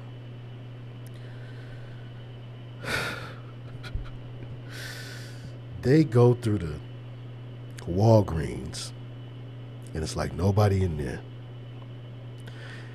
And he was like, you know, we walked up and down one aisle, and we walked up and down another aisle, and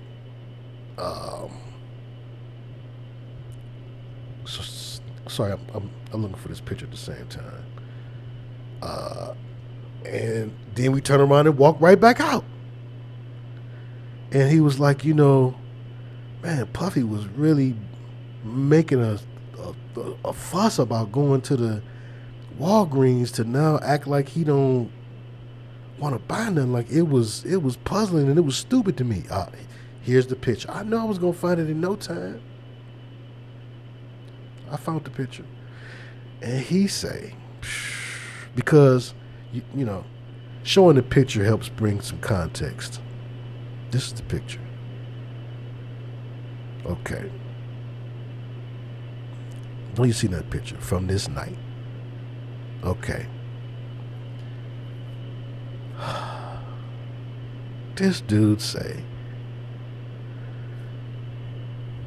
after he cut into Puffy about raising hell about going and then not buying nothing, this dude say Puffy opens up his coat and shows him that he have stolen condoms from out the Walgreens. Puff Daddy stole condoms out the Walgreens. Now, think about that for a second.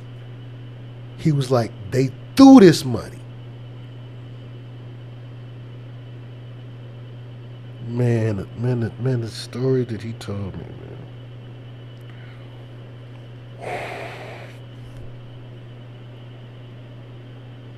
Bro, he stole the condoms. Now, my man said, he said because he had this law enforcement tie-in that he had when he was doing the bodyguarding, he said that he was gone. He said he went back to the Walgreens because him and that manager had had a rapport before, and so he had done a solid for them, and so he asked the manager. He was like, he said, yeah, you know, it's a fugitive that I'm looking for, and I know that he came in here last night, and so I want to know if I can get the tapes from last night during the hours of such and such and such and such, so that I can see if this fugitive is on there.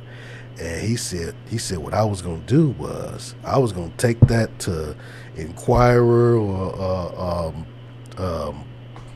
what's the show with Harvey and them, you know, to one of them shows. He's like, because he was like, I know that they had to show him on there stealing. And he's like, the manager told him, He was like, I wish I could help you, man, but the truth is, the only cameras that really work is the camera right there by the register and the one right there by the front door. He was like, the aisle cameras, they don't work. So he was like, dang. He was like, man, I was going. He was like, what made him really decide to do it was the way that he saw how Puffy was treating the girl, and he said the way her feet was running all over her shoes. He's like, he should have took some of that money and bought her some clothes, bought her something else to wear. She had on this old flimsy sundress, blah, blah. So my man said, Puff Daddy got TMZ, thank you, Amethyst. He said Puff Daddy got the condoms and whatnot, and he said they did security for the after party, and then Puff had this suite on this floor that he went up to for the after party. He was like, that's what the condoms was for. And he was like, he just had 2 bodyguards for this. He was like, both of us sat outside the door. He was like, but when the door would open and close, you could look in there. You know, you could kind of see what was going on in there. He was like, man, it was nothing but dudes in there wearing togas. I was like, man, come on, guy. He was like, it was a bunch of dudes walking around in there in togas.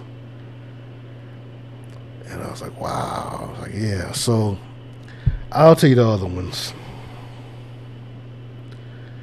Billionaire shoplifter. But see, like, I thought in my mind, I said, you know what? He might like the thrill of it. You know, like, maybe that does something for him, adrenaline wise. Isn't that crazy? So that's enough. Yeah, Puff kept calling Fabulous Daddy and telling him he wants to party with him, but nah, that ain't the one. There's this one here. He got so many suspect videos. People been talking about him for years.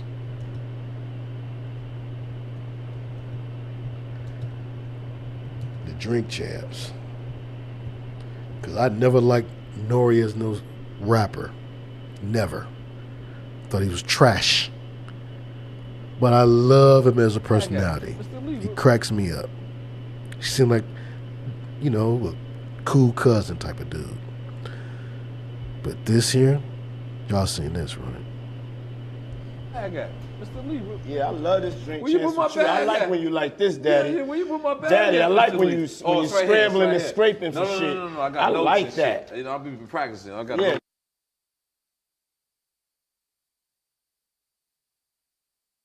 Mr. Lee. Yeah, I love this drink. Where you put my bag I like at? when you like this, Daddy. Yeah, where you put my bag Daddy, at, I like Mr. when Lee? you It's scrambling right and here. scraping. When you It's right scrambling and here. scraping for No. shit. No? Okay, yeah, I'm not gonna go over that one. Make a That wish. one.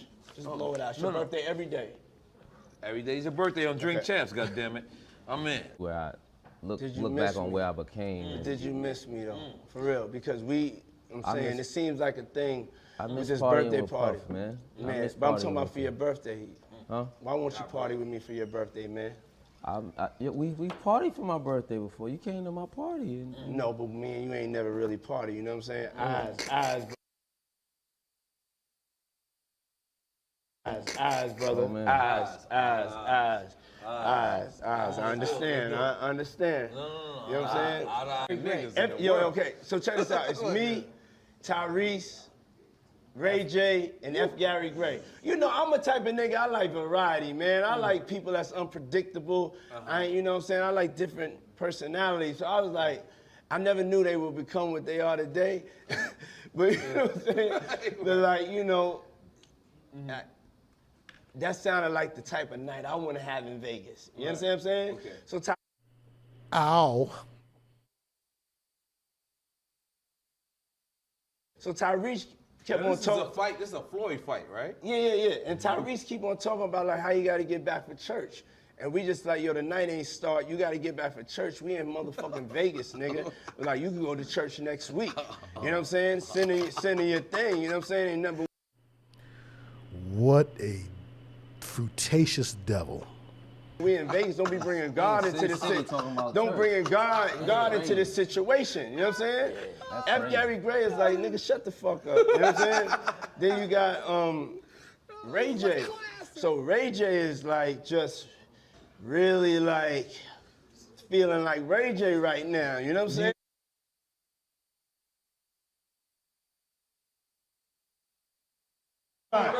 Hey, yo, walked in. Don't do that. Yeah, that's what I said. That's why I said let me pick it up. was talking to That's why I said I gotta pick it up from right there. This why I gotta pick it up from right there. Look at this nigga. This is a Fab very Big nigga. Groove. Go ahead. Go ahead. No, Groove. Killing. Look. Come tell the story. Groove, we intoxicated. Listen. Oh, Groove, you helping me build that beautiful, nice guy, Rastafari brand of yours, huh? I see you, man. I'm walking. Yeah. Happy birthday to you. Woo! Happy birthday to you. Woo!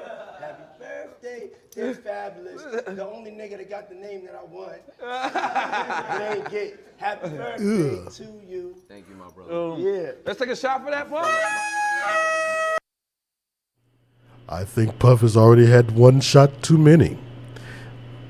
Yeah, that's the illest thing. Nori was so uncomfortable because Puff is his boss. Scrambling and scraping.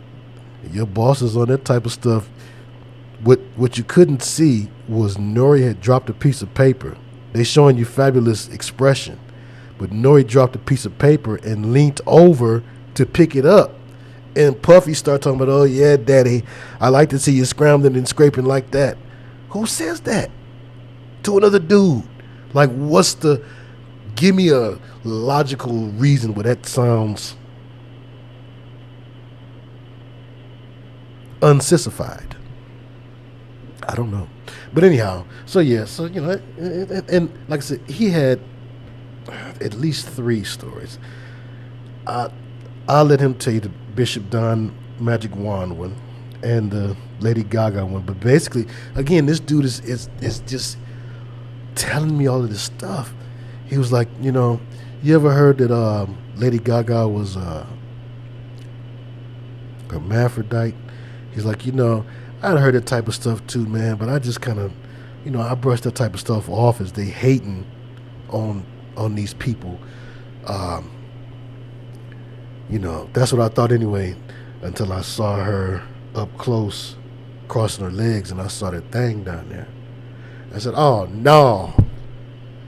He was like, oh, yeah. He was like, yeah. He was like, and then he's like, that ain't the worst part. He was like, they went into the room to pray. And so the bodyguards, you know, we sit outside the room, and they went to go close the door. And all I know is next thing I heard was this, you know, that Exorcist style singing. That's what he was doing. And I was laughing like, man, because I'm thinking to myself, you must just mean that they was singing something that sounded demonic, because you're not going to tell me that they was doing that old Latin operatic style of Catholic singing that you hear in movies like The Omen and The Exorcist and whatnot. But then I thought about it. I was like, where do they get that style of singing from? So Lady Gaga and them know that style of singing is a actual pure quote unquote way to worship Lucifer. Yeah, I'm gonna have him on here. I'm gonna have him on here. The Don Magic Wand story. Let him tell that. Well, it's not just opera music. It's operatic in its sound, but it's not all opera music per se. So that's why I didn't just say opera music. It's that particular style, and there is a name for it. I forget the name. Somebody on here, one of our good, clever brothers and sisters, is going to put it in the comment section. But there's a specific name for that. If Jessica was on here, she could tell me the name of it. There's a name they teach you in music theory. There's a name for that style. But anyway, yeah. Right, not mocking it, but doing it for real. Cypher said, I'm going to have nightmares. Oh, no, you're not. Don't speak those things over yourself. Y'all not weak. You're strong. You can do all things through Christ that strengthens you. You're not paper bag punks and panified princesses. You're not. You know, stop letting the devil kick us all over the place and acting like we just as weak as Father Gaye. Thank you, Gregorian chant.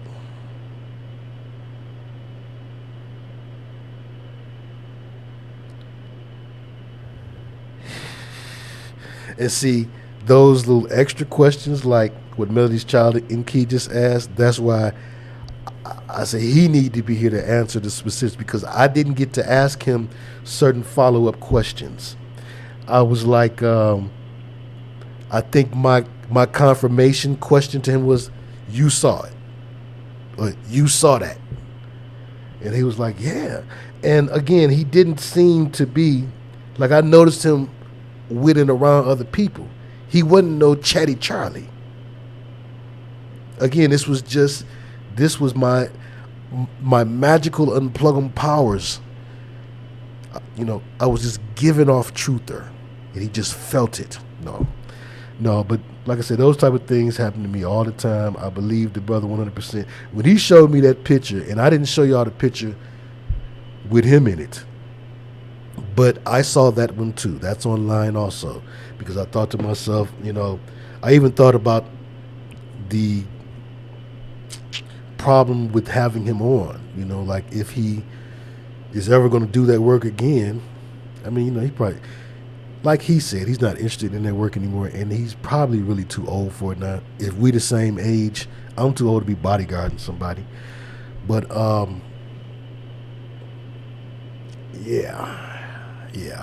just, you know, I thought to myself, I didn't want him to mess up his opportunities, but if he's never going back to that life again, then we'll have him on. Yeah, that's what he said. Lady Gag. Scruffy. Rose Health said, what am I watching? I don't know. And, you know, I hate to be the one to say, oh, yeah, you know, I'm, you know,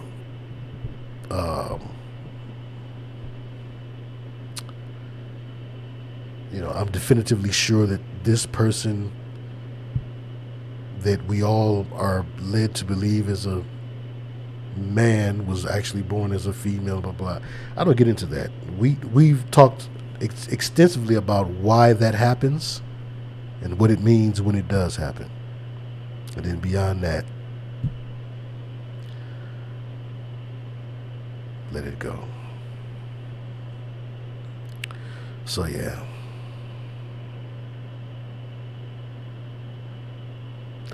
Meek Mill does not look like Marvin Gaye.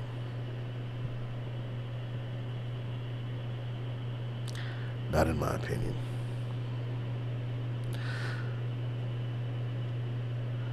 All right, y'all. So I'm going to go ahead and the end game on the gender inversion. There is no end game.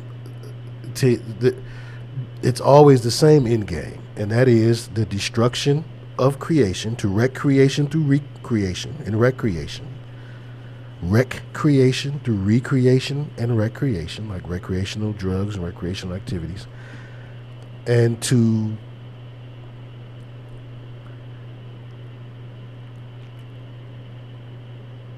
establish a new world. A new world calls for a new world citizen, a new being. No nationality, no sexual borders, no national borders, no, you know, everything one. It's all part of the one world agenda. All part of the one world agenda. Which we talked about a million times here. That's why. And the many things that entails, the emasculation of males. You know, the destruction of the family. But all of those things boil down to one thing. And what is the one thing? The New World Order system. Destroying identifying markers like ethnic groups. Did y'all know that? Some of you folks that are quick to be like, oh, well, no, we're all the same. That's what the New World Order wants us to act like. No, we're not all the same. We have beautiful differences, and God made it that way. Differences does not equate to superiority and inferiority. Good God Almighty. Such a sissified generation. Those differences are beautiful. It's part of what gives you the ability to self-identify or to identify with a group or to call your own identity as opposed to having someone identify you. They want to take that from you. Remember that that's one of the goals of the one world order system. One religion, one sex, sexless, one religion, new age, one nationality. You're a world citizen, a global citizen. So, and that's the beauty of it all. It's a beautiful thing. A beautiful thing. Don't take that away. Only the devil wants to take that away because he's unable to do that. He can't do that. He does not have the ability to create in such a diverse manner as the creator. He can't create at all. That old devil. So it's a way of throwing a monkey wrench into creation. So he thinks. Well, all right, y'all.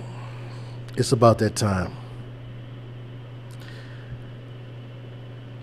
Tomorrow night, if I'm see my sleeping has not been proper, but I'm trying to do better. So tomorrow night, granted, I go ahead and go to sleep tonight because I'm sleepy. I've been yawning. But now y'all watch. As soon as I get off of here, I'm going to be wide awoke. That's how it always happens. But anyway, so if nothing changes, I'll see y'all tomorrow night. And if I just need some more rest, expect me Monday. Expect me Monday night. So maybe I should just say Monday night. And maybe I'll surprise y'all and come on tomorrow, okay? What do y'all think? Okay. Yes, we've had a good long stream.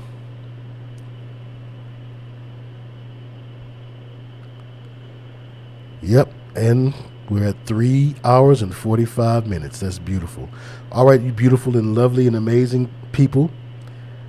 God bless you all, and may the Lord bind Psalm 4 and 8 and Proverbs 3 and 24 sweet sleep. May he loose those and then bind them to each and every one of you, as well as Philippians 4 and 8 positive thoughts, so that you can have sweet dreams.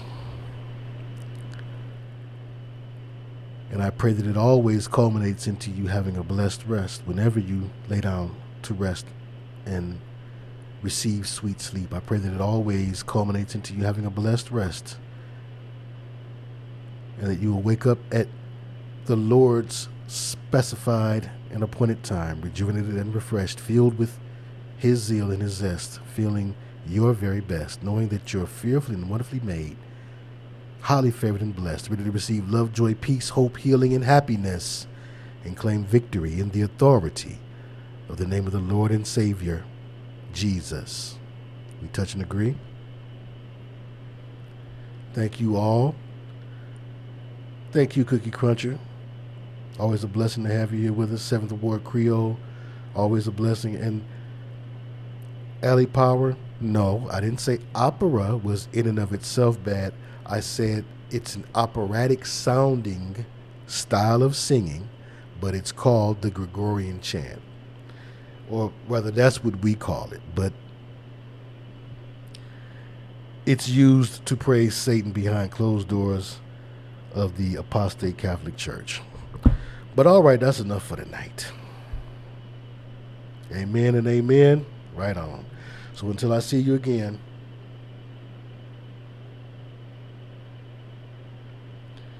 be blessed, because I hate when people take a little word and try to well, don't say blessed because it's be less, and well, don't say coincidence anymore, say coincidence. Don't say secret anymore, say sacred, because one comes from the other. Don't say God anymore, don't say good. Don't say good anymore either, because that's related. So just stop. Just stop. That's not the spelling spell. But we're going to do more on the spelling spell. I'll show you guys how to properly apply the spelling spell. Some more. Okay? Maybe we'll do that in the next at the end of the next Marvin Gaye read. We'll look at the spelling spell again. All right, y'all. And no, I didn't mean that the music school will teach you the Gregorian chant, but I mean that when you study music theory at a lot of large universities, they're going to make sure that you know about all sorts of different styles. And one thing that I'm sure when you're studying opera, or if you're dealing with the influence that the church had on music, let's say that, is that perhaps you learned about the Gregorian chant. But anyhow, let me get some rest. I think that's best. And I'll talk to y'all later.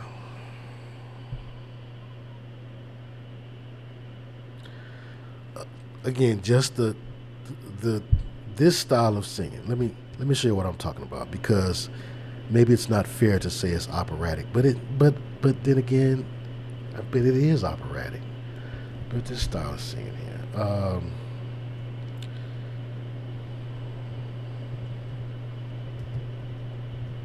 let's say spooky. Okay, dark. Okay, they got dark ones and spooky ones.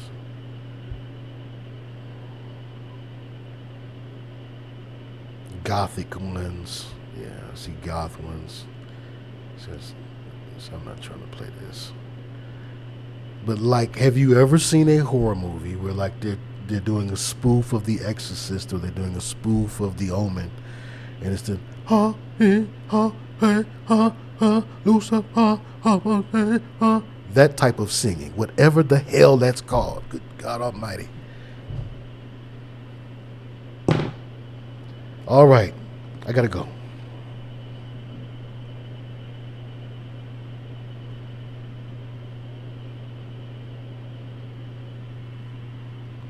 I'm sure you don't have any dark monastery chants. I'm sure you don't. So you'll be good. All right, loved ones. Nighty night. Don't let the bed bugs bite.